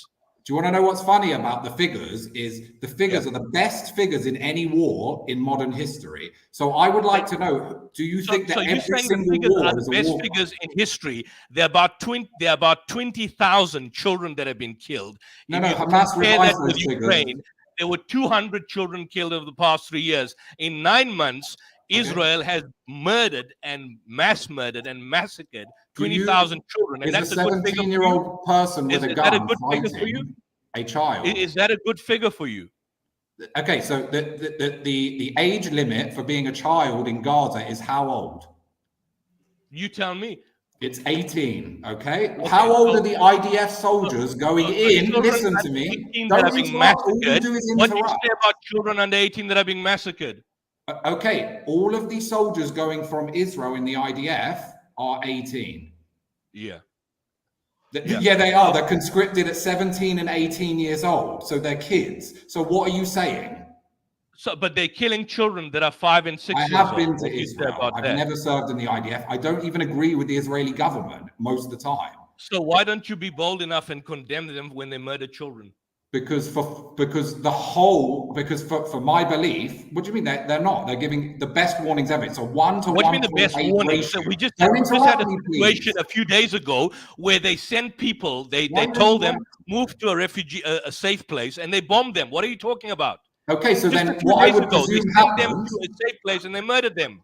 Okay, so what do you think happens in a democratic country with a lawful army? What do you think happens? Well, before they make a strike, before they execute a bomb strike, what do you think happens? Do you know? There needs to be proportionality in warfare conduct. Proportionality? Whoa. 1,200 people were killed, slaughtered in their homes for no reason. 400 people were slaughtered by who? 1,200 on October the 7th. By who? By who? Hamas. Don't talk rubbish. Have you heard the latest report by the Times of Israel, where Israel basically invoked the Hannibal Directive and basically murdered? Do you still believe? Are you familiar with that? Are you familiar? Exactly. You're talking about the fighter jets that they don't even have. What are you talking not the fighter jets. Not the fighter jets. It's the Hannibal Directive that says don't let our civilians be captured. Look, here's your problem. Here's your problem. Listen to me. Calm down. No, you still believe that. That's been totally disproven. Okay. So I'm saying it's fictitious. Let me just open. Hold on. Give me a second. I don't care. I think it's a great directive, by the way, because of the way that they're treated. The prisoners are treated. I think it's a great directive. I think it's exactly what should happen because of all the women that were raped by Hamas and Palestinian normal civilians. No. Hold on a second. There were no rapes. There were no mass rapes. Mohammed, if you can share the screen for this character here. Share the screen. You muted me. No, I haven't muted you. I haven't muted you. Civilians raping women. I can hear you. There's no mute. The individuals that were killed were basically killed by the Israeli defense. So share this, Mohammed. Let this character see this. And the hostages? Where are the hostages? This is the times of Israel. Where are the hostages? They're not with Hamas. Kept in Gaza. Where are the hostages now? This is the directive that was invoked. By the Israeli Defense Force. You said they were killed by Hamas. Why would they let their women be raped? Officers invoked the Hannibal Protocol. There was only one What do you say about that? Did they kill 1,200 people with the Hannibal? Did they go into the people's No, homes? not 1,200 people. I never said that. 14 days of Basically, the footage. Haaretz used to, let me finish died. the point. The 600 were Haaretz killed by the newspaper Hannibal stated Directive. that he'd obtained documents and collected testimonies from troops. We don't know the numbers. Your 40,000 are Hamas numbers. The Hannibal These Protocol, are which Zionist was used to numbers. murder its own civilians. There was no mass 6,000 rape. could be the death toll. So The initially, population of initially Gaza was burned 2.3 bodies that billion. you saw, the It's burned supposed by bodies- Zionist law turned out to be Look at 1.8 this. million, Look at 1.7 million. Look at We this. don't know You how many are You dead. lied and you came on. You lied. 100,000, You lied. No, 500,000. hold on. You Who lied. knows? Why did you lie, Tonto? Why did you lie? I Stop gave you muting said me, I'm gonna Hamas leave. murdered 1,500. Look Gaza at what is the Times of rubble. Israel reported. There are no Look, houses. you read There the are report. tents Just Book a two days and hotel ago. no room. hospitals. Go onto booking.com. Go onto booking.com and book a hotel I'm room giving you now. the in Times of Gaza. Israel, which Well, go says to that a hospital Hamas in was Gaza. not You won't find responsible one. for the killing of I've been there. civilians, and that the IDF killed its own civilians. I've There been were to no Gaza. mass rapes. Are you Have aware you? of that? Are you Well, aware that listen. the London Times Calm down, exposed the Yusuf. idea The that there were Quran's no not mass real. rapes? Calm Why are you down. lying? Baby Why are died. you lying, Tonto? And Why are it's you a lying? big Have a look at Paul, Paul, deal Paul, with have him. you I'm been to coming out. Gaza? I've been to Lebanon And and I've seen that's Palestinian why Have you refugees been to camps. Gaza? I Israel don't murdered care its about own Lebanon. civilians. Have you been to Tonto, Gaza? answer the There's I've no been to question. Jews or Palestinian Christians refugee left in camps. those I've seen the countries. Tonto, you're conditions lying. there. You came on and you lied. You said I'm not Hamas lying. killed 1,500. You said Hamas killed 1,500 civilians. I pointed out 1,200. I said Israel 1,200. that Israel invoked the Hannibal Directive and So they maybe murdered they their own killed civilians 10. on October So 7th. maybe the Hannibal Well, why don't Directive you look at killed that? 10 or This is from the 20 Times of people. Israel, you They joker. didn't kill Wake up. 1,200 people on There CCTV were, footage that firstly, Hamas posted oh, online. okay, let's take a step back. Firstly, out of the Hamas 1,200, posted there it were not online, 1,200. and you're There were not denying it. 1,200. There were 1,139 people that were killed. Out of the 1,139, about 700 were civilians. Hamas' aim was to basically take hostages in order that they can basically negotiate the release of Palestinian Okay, hostages keep muting that are me. being Classy. kept in Israeli dungeons. Keep going. There were no mass rapes. Those rape stories have been exposed. There were individuals who promoted the mass rape. Was That's a a chap lie. called from Zaka, an organization called Zaka. I'll share something me else to show you? from mainstream article for you. You're from Let me South share Africa. something I else. want to ask you a serious question. If I put a Yeah. link here, will you watch the video? Yes or no? I'll watch the video. But before you show that, I'll show you something else. Mass rapes hoax. Let me show you this. Oh my God, you're It's been showing the exposed worst by the propaganda I've London ever Times. seen in my life.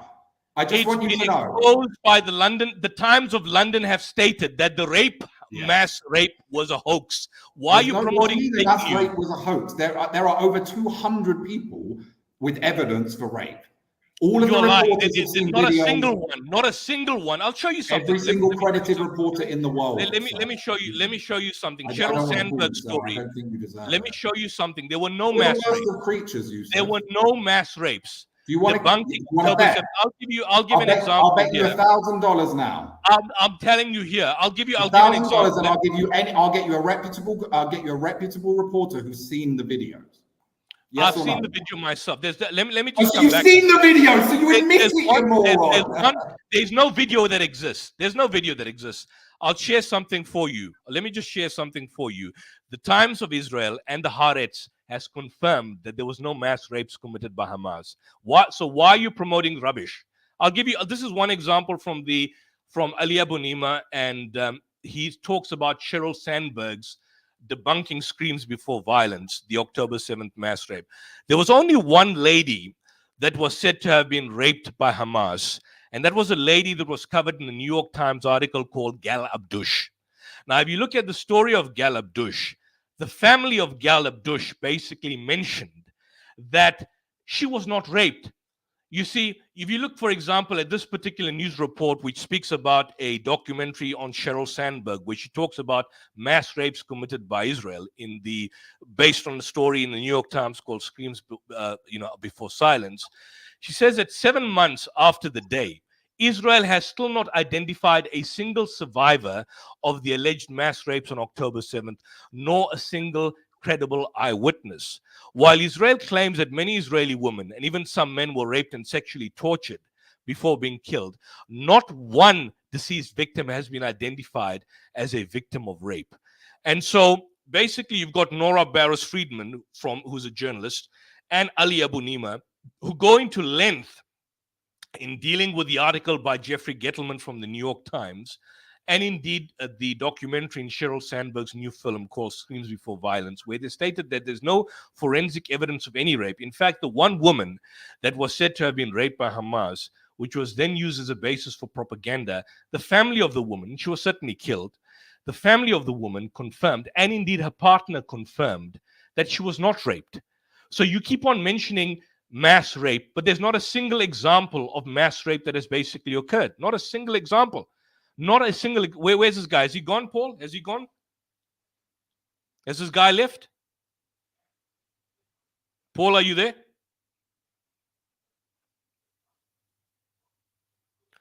Seems to have disappeared. So he's run away. So to come back to what I said here, there's been numerous reports being done.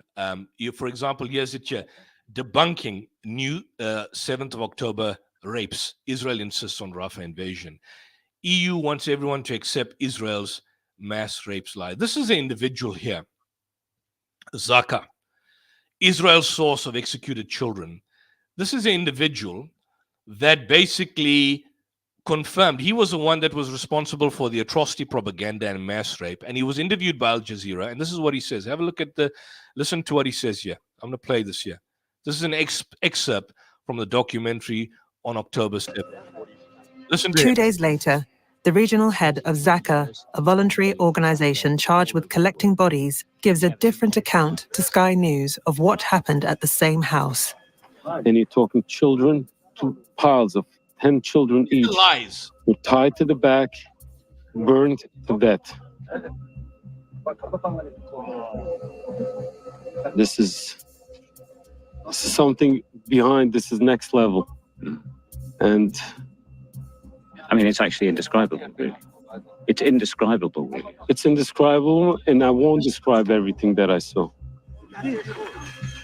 Now, you see, this is burned This by account is repeated by Israeli Prime Minister Benjamin Netanyahu in a conversation with President Biden. They took dozens of children, bound them up, burned them, and executed them. The list of the dead shows 2 12-year-old twins are killed when police and army stormed the house in Be'eri. But there are no other children. There was an interview you did with Sky Television from Britain. With Al Jazeera, where he's basically exposed, and you watch his facial reaction. This guy, he's head of Zaka. 2 piles, we found them in Be'eri.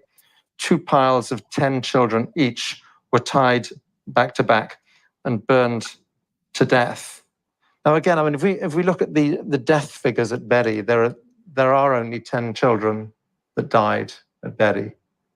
Well, not children, it's 18-year-old.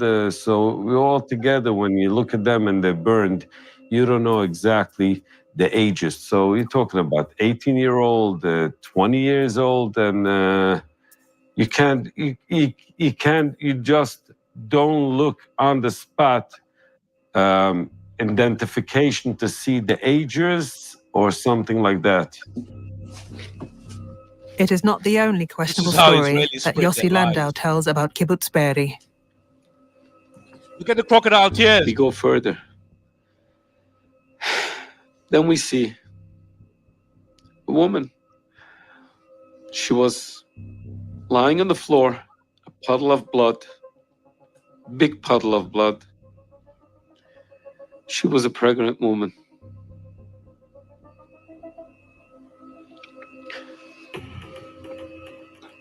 Her stomach was butchered open.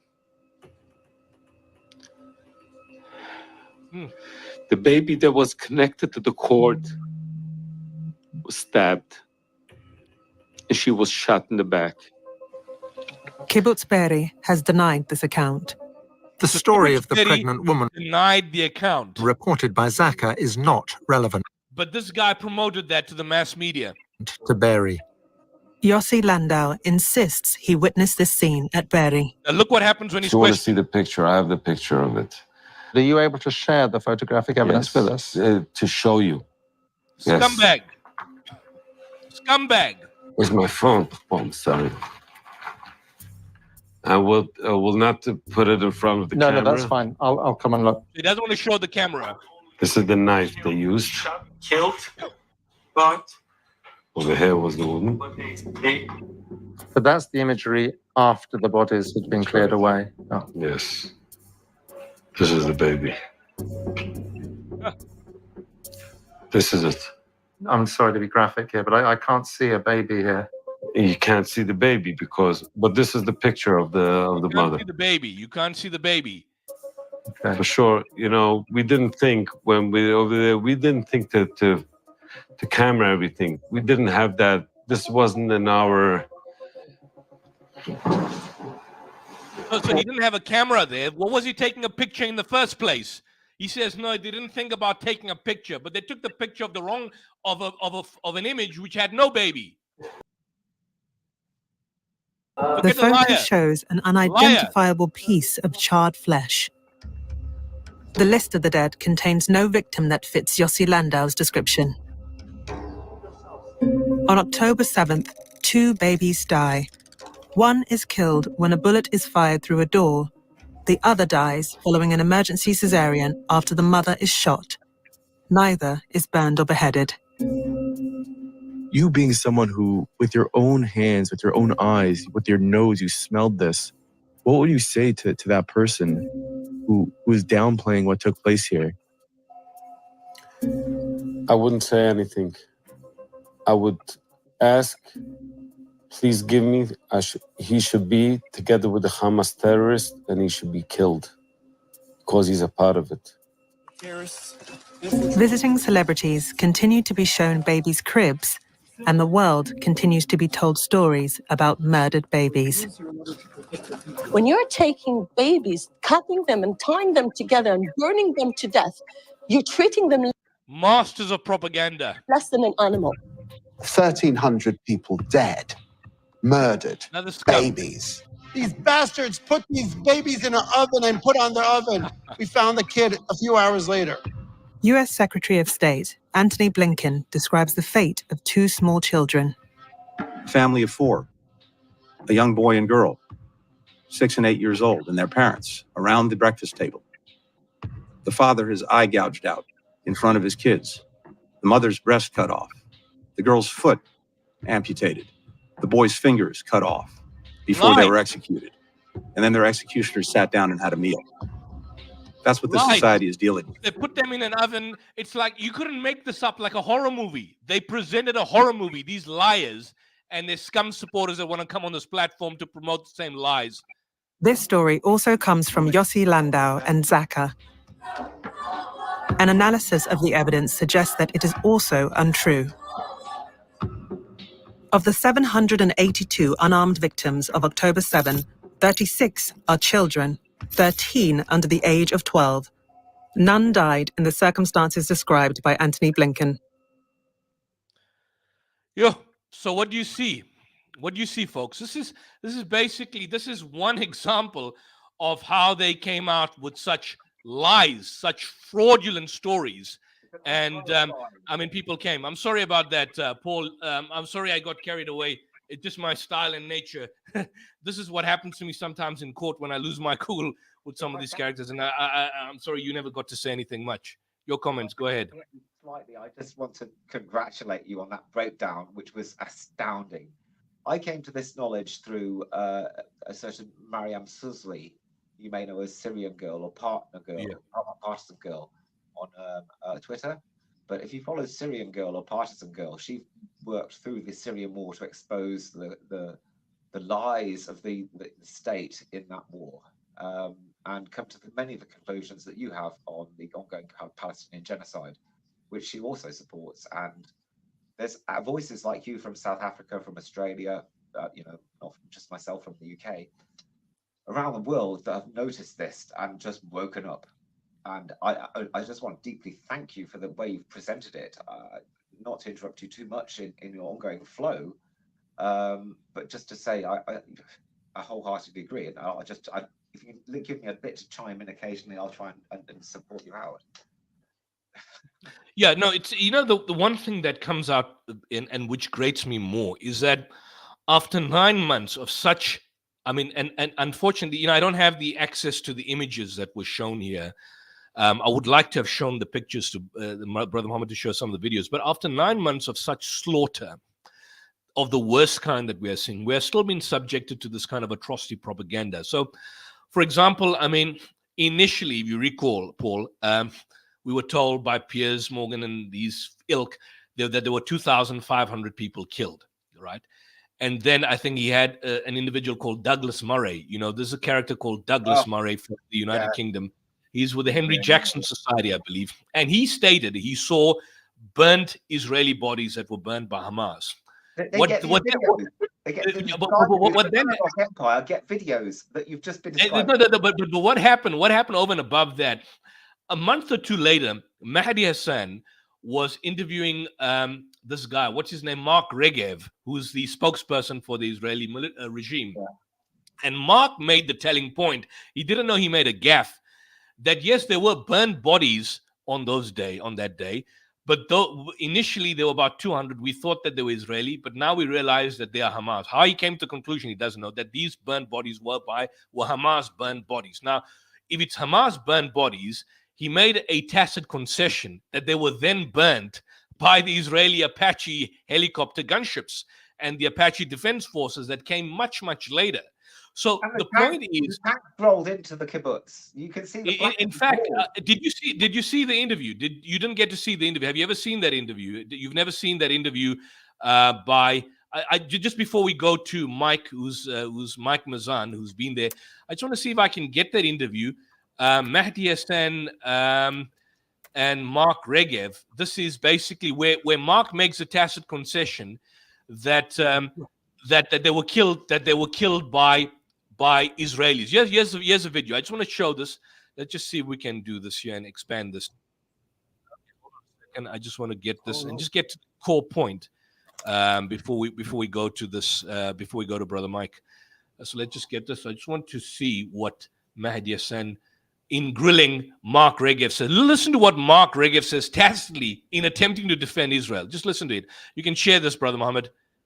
Share the screen now. Israeli Prime Minister Benjamin Netanyahu. He was previously Israel's ambassador to the United Kingdom. Mark Regev, thanks so much for coming on the show today. Let's start with the tragic situation.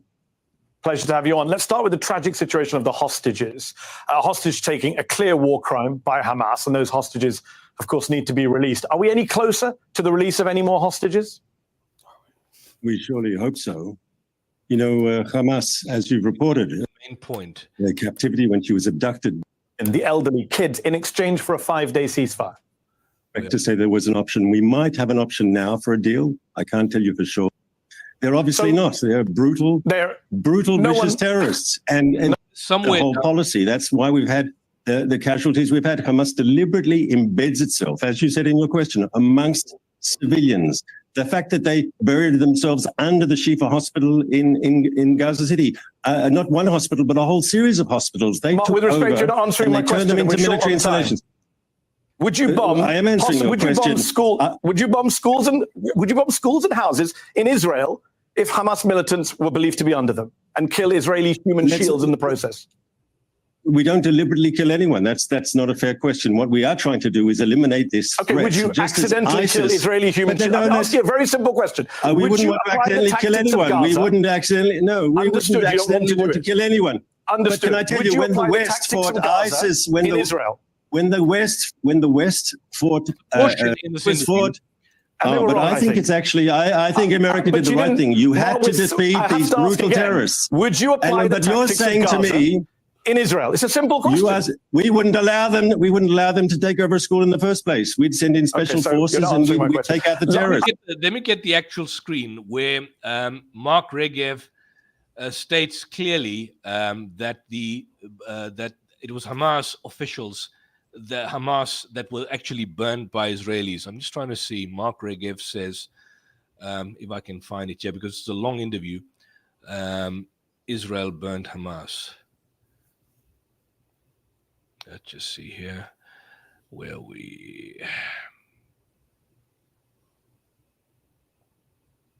I think it may be here.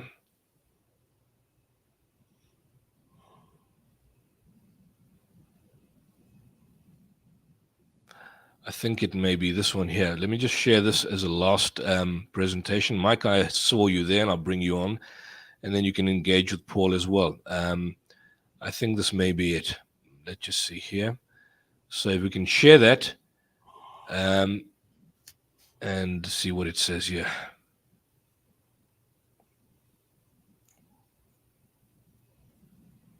The people of Gaza are still alive. As I say, more than 11,000 people dead, reported dead, 4,000 children. I just want to pull up on the screen. Hamas's numbers. You say Hamas's numbers. I should point out, just pull up on the screen. In the last two major Gaza conflicts, 2009 and 2014, the Israeli military's death tolls matched Hamas's health ministry death toll. So, and the UN human rights groups all agree that those numbers are credible. But look, the wider point is Can I challenge that? Will you allow me to challenge that, please? Can I just challenge that? I'd like to challenge that. I'll try to be as brief as you, YUSUF. Those numbers are provided by Hamas. There's no independent verification. And secondly, more importantly, you have no idea how many of them are Hamas terrorists, combatants, and how many are civilians. Hamas would have you believe that they're all civilians, that they're all children. And here we have to say something that isn't said enough. Hamas, until now, we're destroying their military machine, and with that, we're eroding their control. But up until now, they've been in control of the Gaza Strip. And as a result, they control all the images coming out of Gaza. Have you seen one picture of a single dead Hamas terrorist in the fighting in Gaza? Not one. Is that by accident, or is that because Hamas can control the information? You asked me a question coming out and of you Gaza? said you would be brief. I haven't, you're right, but I have seen lots of children with my own lying eyes being pulled from the rubble. Because they're the pictures Hamas wants you to see. Exactly and my also point, because they're Mehdi. dead, They're the Mark. pictures Also Hamas but wants. they're also people No, that your government has that- killed. You accept that, right? You've killed children, or do you deny that? No, I do not. I do not. First of all, you don't know how those people died, those children. Oh, wow. First of all, we don't want to see a single child killed. So, you look at the 14-minute interview, there is a point where Regev basically mentions, and just this is the interview here. If you can see this here, the 14-minute interview, that was a mistake. Watch the whole 14-minute interview. In the interview, he tells Mahdi Hassan, I didn't get the exact minute where he spoke about it, that the 200 members who were killed and were burned were actually Hamas militants that were burned by Israel. How he knows that they were Hamas militants, God alone knows. But this basically means that the initial story of Hamas burning civilians is false. This is part and parcel of this false atrocity propaganda that has been going on from day one. And secondly, just like the mass rapes, this character Tonto, I don't know why Tonto came on in the first place. He should have brought the Lone Ranger along with him to help him, because he then ran away. I don't know, was he removed, or I don't know if he left on the platform on his own accord. But they, after 9 months of seeing the worst kind of slaughter in human history, they're just still simply justifying the atrocity propaganda to justify the ongoing genocide. So we have here Brother Mike. Welcome, Mike, once again. How do you do? Hey, how's everybody doing? Great. And we've got also Paul Betson here. So you The can guy chat to wearing- either myself or Paul. Okay. Hey, Paul. I should have put Paul, a are tie you on visible? it, I guess. But anyway, obviously there's a great atrocity going on in Gaza, Israel area. But I find it interesting that Muslims are so enraged by this one conflict in the world. Obviously you have, I think the UN is saying something like 2 million people are on the verge of starvation in Sudan. Somalia's been in war, Syria, Yemen. But I'm confused as why we don't see the same amount of outrage or international outcry about these conflicts.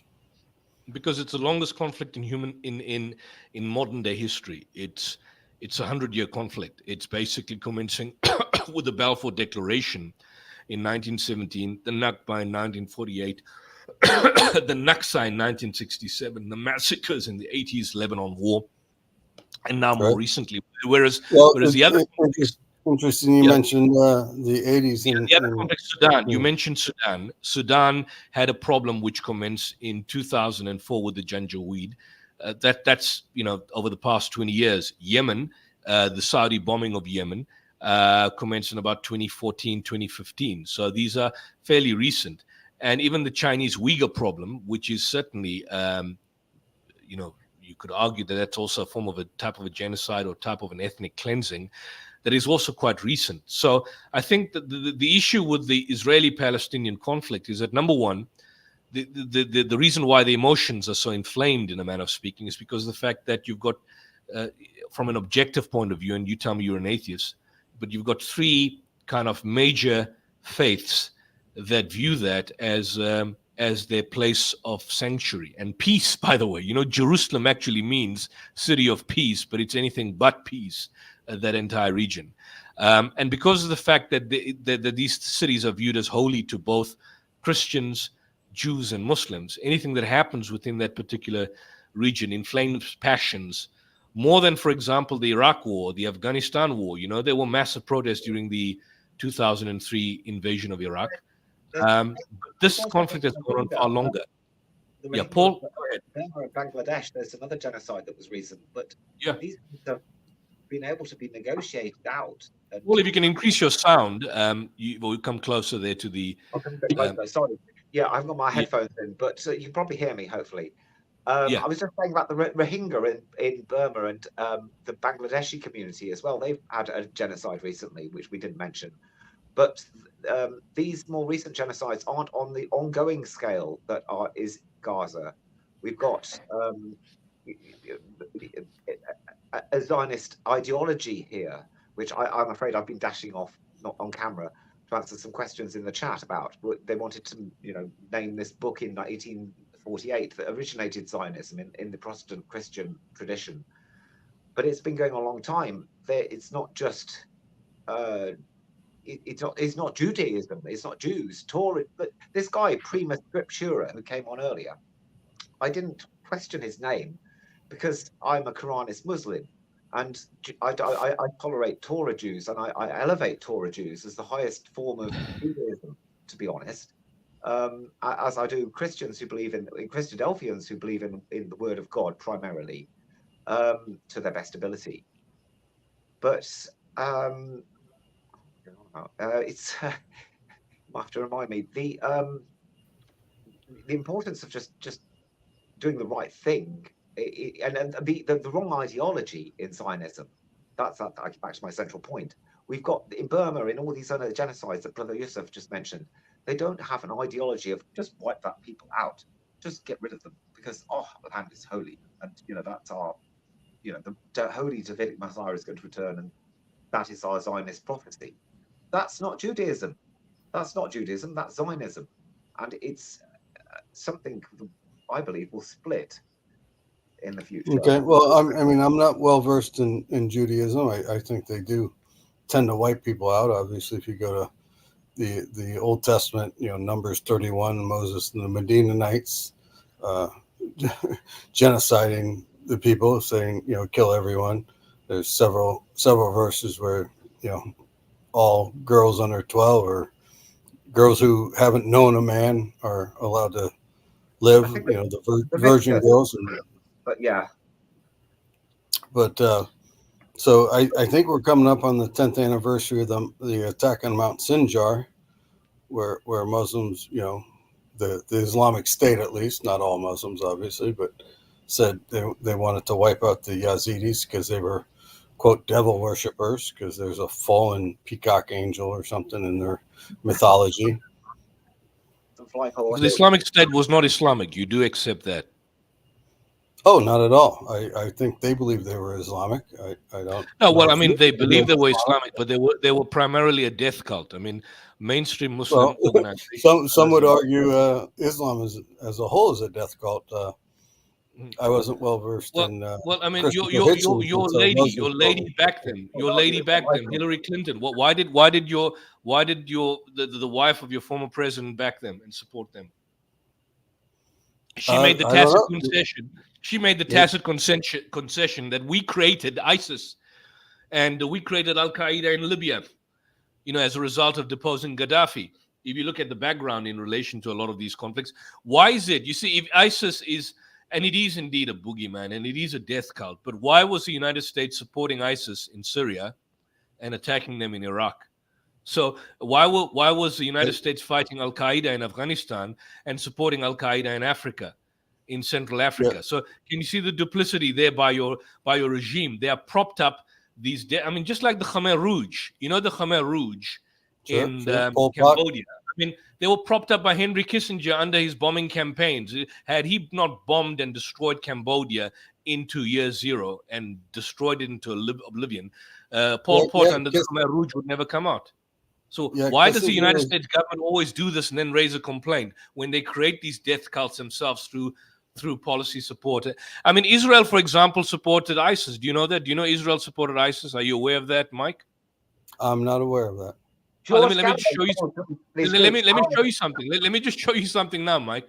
I'm going to show you something which is going to blow your mind out. And this is not from me. This is from, I think it's from the New York Times. Here we are. ISIS supported by Israel, and I'll try and see if I can pull up the news article here. Where is it? George Galloway calls all ISIS, Al Qaeda, Al Nusra, all these different, ISIS who attacked Russia recently. They're just an alphabet soup of CIA, controlled terrorists, really. Okay, in Syria, that's wholly possible. But I don't understand why entirely, because there's a lot of intelligence agencies throughout the world, but these are not, I believe, in a lot of cases, realistic terrorists. Yes, the other point, they're not really. Yes, Mohammed, if you can share, I'm going to share the screen for Brother Mike. This will blow your socks off here. This is it here. This is. Do you see this? Can you see this on the screen? Can you see that, Mike? Israeli Get the article. The Haaretz newspaper, right? The Haaretz newspaper. Israel secretly armed and funded 12 Syrian groups. And if you read the entire article, I have to go to my subscription channel for the Haaretz. It mentions ISIS. Here's the first part. Discreetly funded and armed at least 12 rebel groups in southern Syria in order to keep Iranian-backed militias and Islamic State fighters away from Israel's border. They were funded. Beyond that, Israel even provided basically medical aid and assistance to ISIS. Let me just show you that Israel gave medical aid to ISIS. Where's this article here? This was in the Global Research. Strangely deny of providing arms and medical support to Islamic State fighters. However, Moshe Yalon, a former defense minister to Israel, has stated ISIS apologized for a clash in November 2016. This is collaboration with the Islamic State. Here we are. If you can see the screen here, I just want to see if I can see the screen. Let me just open this up, and we've got the articles that are here. This is in the Jerusalem Post. This is in the Times of Israel, and here is in the Times. The Syrian government, Iran, have accused Israel and the United States government of supporting ISIS by attacking Hezbollah, as well as arming and giving medical attention to the Islamic State. Moshe Yalon, former defense minister, this is a guy here, Moshe Yalon, Israeli politician, former chief of staff of the Israeli Defense Force. He served as defense minister under Netanyahu from 2013 and 2016. Former has stated that ISIS apologized for a clash in November 2016. And IDF refused to comment further. Further, according to the Israeli daily Yedioth Aharonot, Knesset member Aida Tuma Suleiman made the assertion, which he said were based on UN documents, that Israel purchased oil for ISIS. Let's just see if we can get that article here. Israel collaborating with Daesh. Do you see that on your screen? These are reports here. Let me see if we can open. This is a member of Israeli accuses government of buying oil from the notorious terrorist group. Accused a member of the Knesset accused Israel of collaborating with Daesh and purchasing oil. According to the Israeli daily Yedioth Aharonot, Knesset Aida Tuma Suleiman made the assertion, which he said were based on UN documents during a Monday session of the Knesset. These links have been well documented, with reports surfacing of oil purchases from the Islamic State, which the Israeli government headed by Benjamin Netanyahu has done.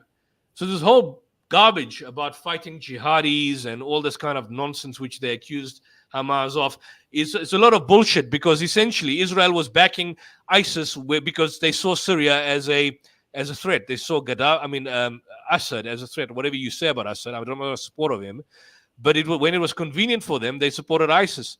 When it's convenient for Barack Obama, he supported ISIS. When it was not convenient for him, he fought against ISIS. So there's no...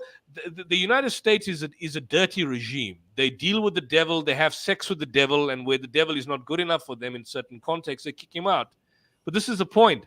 So I'm saying, as an American, Mike, you'd be the best person to go out and speak, because right now you've got a crisis. You've got a massive crisis because you've got a demented fool that wants to stand for elections, and then you've got a sexual abuser that wants to stand for elections. So your choices are very poor in the United States.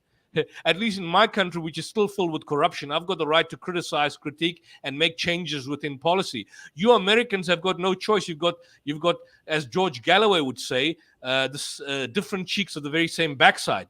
Both scumbags, both bastards. Joe Biden, he's a demented fool. What you see there is elder abuse, wanting to stand as president. I don't know who is running the country now. So I'm saying Americans are the last people to comment on policy or politics in general. So not you, but I'm saying your government. When there's no way out. I see no future for your country. Your country is so down in the dumps that in terms of giving advice to other nations, the more advice and more intervention you engage in, the more destruction we see throughout. And this is a problem with the U.S. imperialism of the past 50 to 60 years. But the position is even worse now. I mean, you had some good presidents. You had, I would say, people like Jimmy Carter, although during his reign he had Brzezinski, who caused mayhem. But look at your political setup now. You got a sex abuser, and you've got a demented fool. These are the only out of the how many people are in the United States? Out of the millions of people in the United States, are these your best choices that you could get? This is the problem. This is a problem. So we laughing at Americans. We are laughing at Americans, and Americans think they can provide solutions to the rest of the world. I mean, it's a moronic nation. This is a moronic state run by imbeciles or fools, and they want to solve the problems in the Middle East when they can't solve their own problems. It's a joke. I agree. We have detours, people running for president.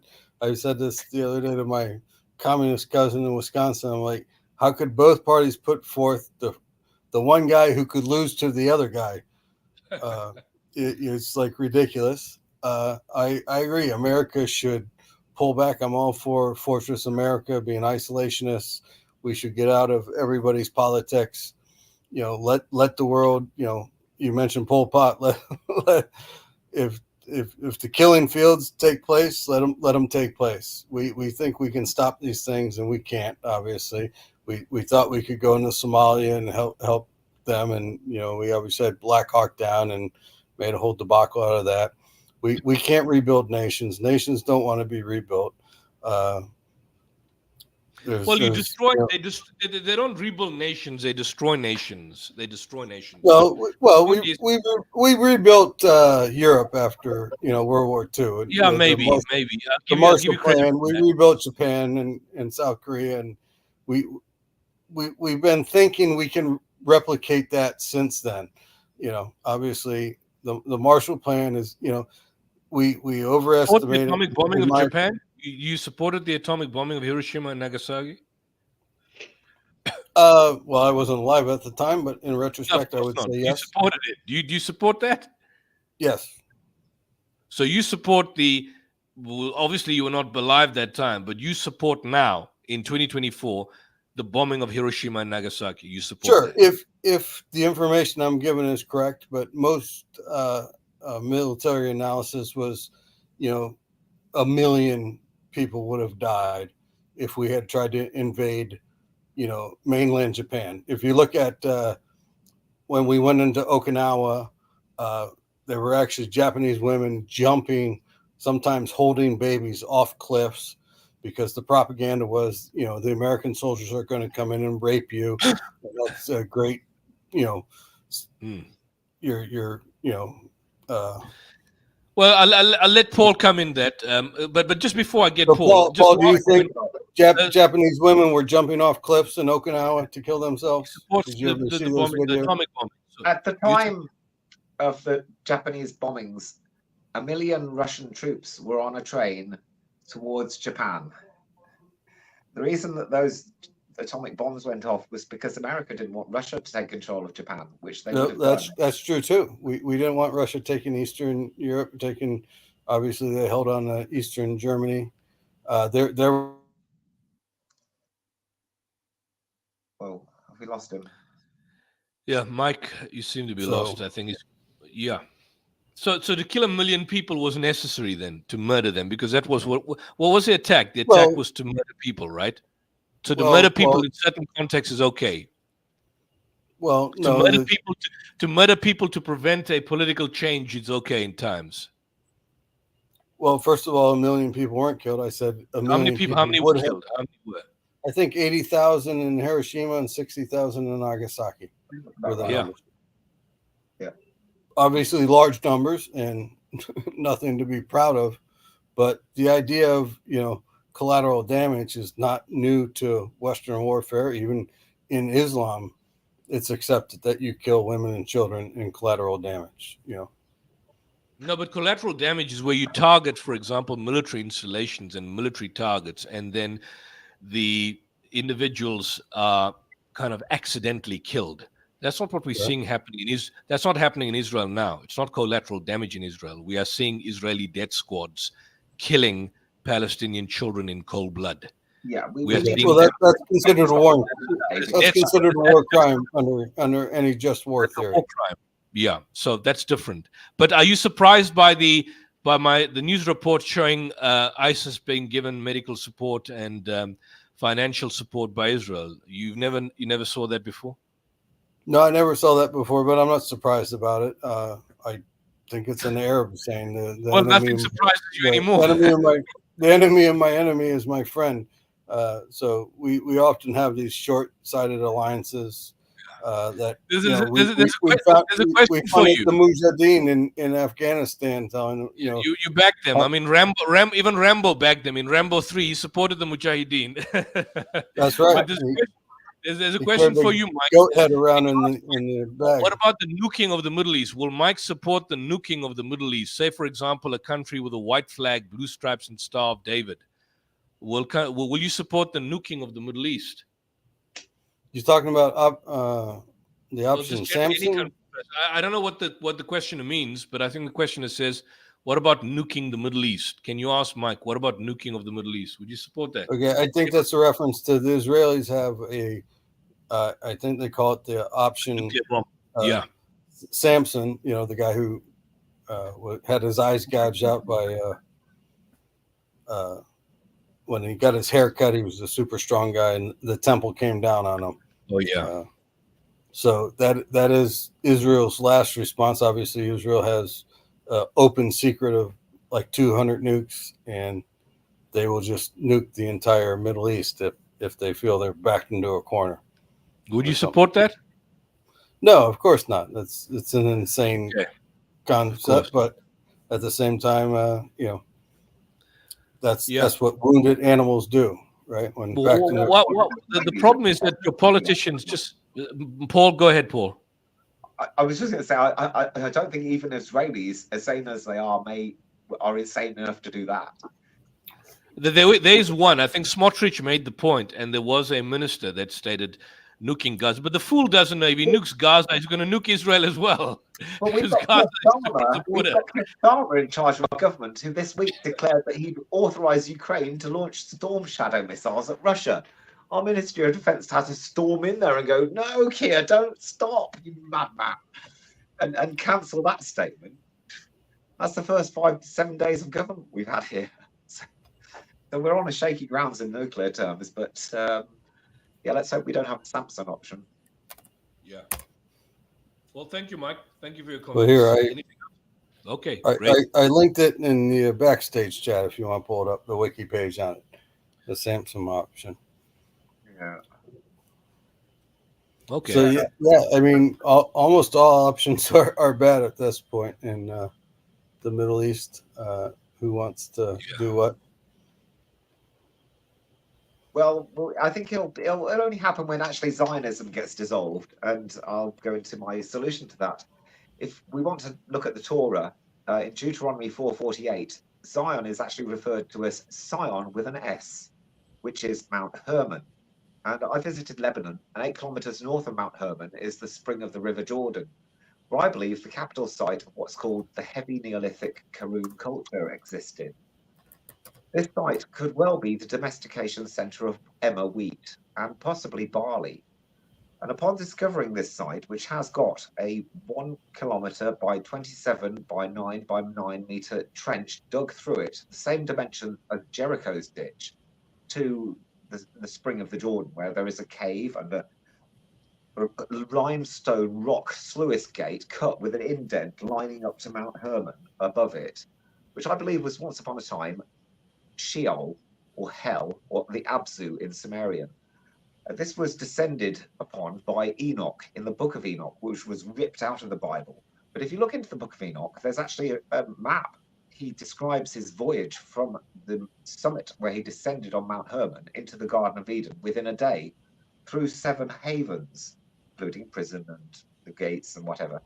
But you can look into that. And Major Christian O'Brien, CBE, who investigated Iran's oil in the 1930s, was head of the Anglo-Iranian Oil chairman until 1973 and retired, discovered this site in 1984, sent me there in 2009 to survey it as an amateur archaeologist. And when it gets discovered, as you see in the book above my head that says Khasag Research, might combine the Holy Land into a place where people can be free from the river to the sea, from the start of the river to the Dead Sea, with the water functions of that Jordan River with its 4 head rivers, the Dan, Banias, Upper Jordan and Hasbani, linked together in one sort of Holy Land to celebrate where we discovered the agricultural revolution. That's my little thesis. I have to discuss more with Dr. Muhammad Ali Sayed, our research director of Brunel University, to put forward and maybe chuck my. Well, that's interesting. So you say from the river to the sea is from the Jordan River to the Dead Sea, not to the Mediterranean Sea? Well, the Jordan River it's from the river to the sea would be from the Jordan River to the Mediterranean Sea, generally. Oh, okay. I thought you said the Dead if you Sea. ask artificial intelligence, where does the Jordan River start? It will start saying the Banias in Israel, and you go no. The Upper Jordan in Israel, and it will go no. And you go the Aya Plain in the Hasbani in Aya, the village of Aya, just by Rishaya al-Wadi in southern Lebanon. And it goes, oh right, yes, the spring of the Jordan is in Lebanon. So if you actually want Israel to be free from the river to the sea, it has to encompass that area 8 kilometers. Yeah, I think the Jews are obviously trying. They suppressed it. They suppressed it in 1967. That's why 2 of the books behind me here. The smaller prize, they want to take the West Bank to get to the river. These books are written by Lorraine Copeland, who was the wife of the founder of the CIA, Miles Copeland. She wrote the inventory of Stone Age sites in Lebanon in 1965, 65, and 66. What happened in 1967? The 6-Day War. Israel recaptured its biblical lands. The fig tree put forth branches, and all archaeological research in Lebanon stopped. Until now, perhaps. Yeah, the CIA are obviously bad actors. I don't know if you've read Plan 2025. We should eliminate the CIA, the FBI. I'm all for retracting. I don't know. We got 100 bases in 160 countries throughout the world. We should retract all those. Our tentacles have reached too far. We continue to make the same mistake one time after another, from Nicaragua and Guatemala or wherever. Britain has Navy bases in Oman and Bahrain with fleets that could be patrolling our channel to defend our borders while we've got hundreds of thousands of migrants coming in over the borders. What are we doing? Yeah, it's ridiculous. Listen, I'm not telling you the American government is in any way some sort of divine revelation that should be kept doing what it does. But I just find it ironic that, Muslims claim divine revelations. And if you look throughout the history of Islam, it doesn't seem to be all that divine. You go to Yazidi the First. What is it? The Battle of Harar, where he invaded Medina and the army ransacked the place for 3 days or something, murdering and raping women. I was just reading up on the massacre of Chios in 1822. Wait, Mike. Wait, hold on a second. Hold on. Who murdered and who entered Medina and who raped who? It's Harra, sometimes with another H on the end. Harra? Yeah, the Battle of Harar. Battle of Harar. Yeah. Harar. There's no such Battle of Harar. Battle of Harar. Yeah. No, Mike, you're hallucinating. Who raped who? I want to know who raped Okay. and who murdered. The obviously. No, you're making up stories, Mike. I got distracted. No, I'm not. Well, let me tell you. You asked me, I'll tell you. After Ali was assassinated, Mutawa, right, the governor of Syria, became the fifth caliphate. Muawiyah, right. So his son, Yazid the First, right, sent an army from Sham, 5,000 strong, and invaded Medina. I'm pretty sure it's called the Battle of Harra. Yeah, I have to study that portion of history. Yazid was bad news in any event, but hang on.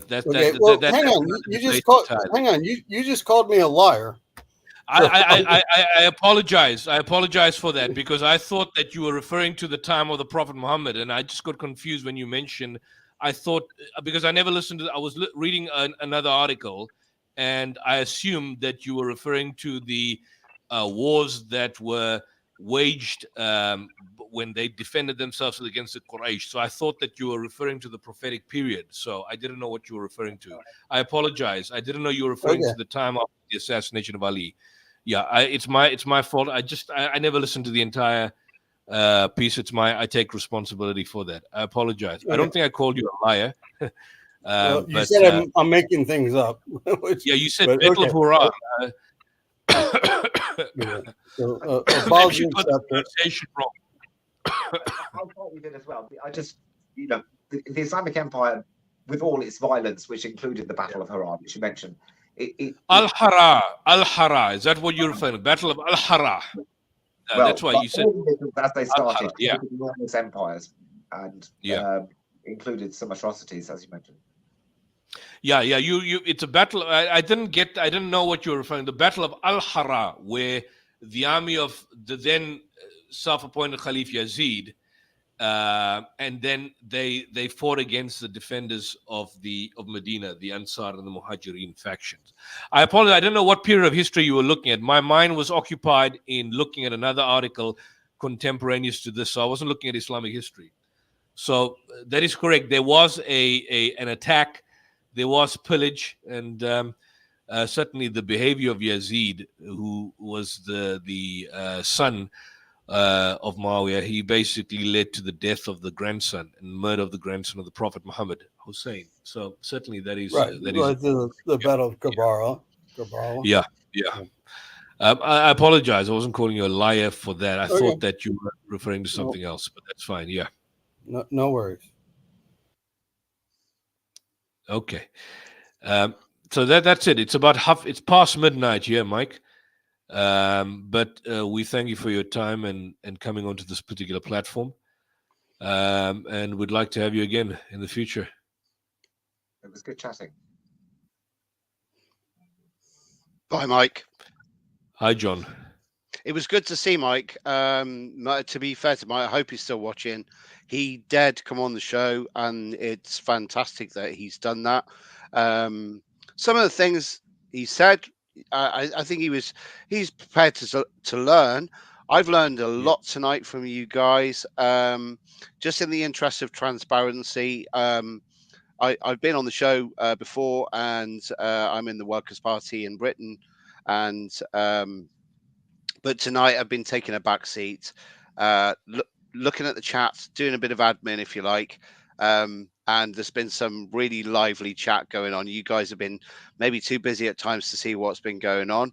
But it's great to see that you've stimulated a lot of thoughts.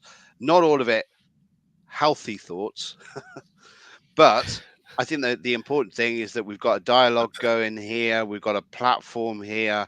And I think it's important that, there's been a lot of respect shown on the whole. But I think that it's just great to see you guys. And Yusuf, you've been amazing tonight. Again, your analysis has been impressive. And Paul's contributions, although he's disappeared from sight, have been really, really interesting. And I think some of the guests and some of the comments as well have also been interesting. So I know I'm coming in late, but I just wanted you guys to know that I'm all ears as far as this is concerned. So thanks again, everyone that's taken part. And Well, thanks, thank you, Mohammed, John. as well. That's okay. I'm back. I was just checking the chat. Of course, Mohammed thank you, backstage. John. I know he's Thank listening you. to all of it. I mean, hi, Mohammed, and it's great that you've created this platform for us. Yeah, thank you, Indeed. Mohammed. Indeed. And Yusuf and John. Yeah, thanks, Paul. Look, I don't know what the time is in the UK. I think you are 1 hour before us, behind us. We are already past midnight. 20 to 12. It's 20 to 1 in the morning. Let's knock off that. But I'll have to knock off soon. Time to go. No, that'll be great. And so thank you. We'd like to have these discussions more regularly again. I did tell John, Paul, that we'd like to have George Galloway on at some point. Yeah, we're working our way towards that. We've got Adam Goodyear coming on Saturday, who's the Workers' Party candidate for Tamworth. He might be watching, actually. I'm not sure. He's not posting, but it'd be interesting to hear his take on things as well. Little bit of a Workers' Party bias going on. So obviously it's great to see other people coming in as well, just to mix things up a little bit and make things more interesting. Yeah, we're always welcome to that. But it's been an inspiration, Brother Yusuf, and to have it out with you, and to have it out with you, John. We can't maybe compete with Brother Galloway, but we're doing our best. We're working on it. We're working on it. But first of all, we're also working on trying to get onto Moats as well ourselves. So we can't limit ourselves to just one of these forums. We've got to look at others as well. Yeah, indeed. Great stuff, guys. So take care, and to those out there, we've got an important. So, Paul, can you clarify the book that you pulled out from your bookshelf that was about the creation of Zionism? Yeah, can you just say the title and the author, because everybody wants to read that book or know what that book is. This book is called Elpis Israel: An Exposition on the Kingdom of God, with reference to the time of the end and the age to come, by Brother John Thomas, M.D.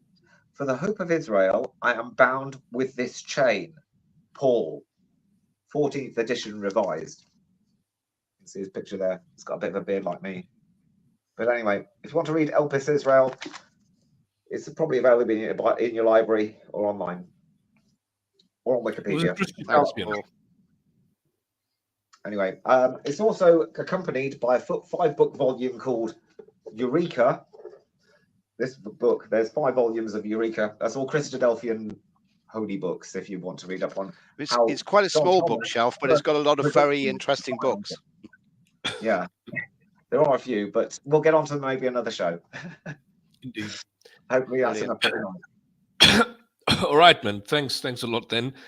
John, thank you for coming on at the last few minutes, and Paul and Brother Muhammad in the background, and certainly to the viewers out there.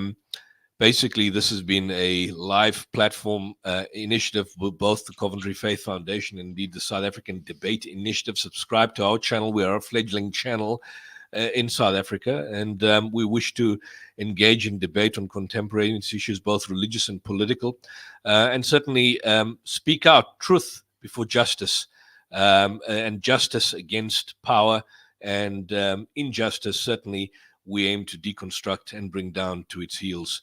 So till then, next time, good evening, good afternoon, and good morning, and assalamu alaikum. Peace be upon all of you, wherever part of the world you are in, listening to these podcasts and platforms. And take care till then. And if you're traveling, have a safe journey. Thank you. Assalamu alaikum. Walaikum salam. Peace be upon all of you.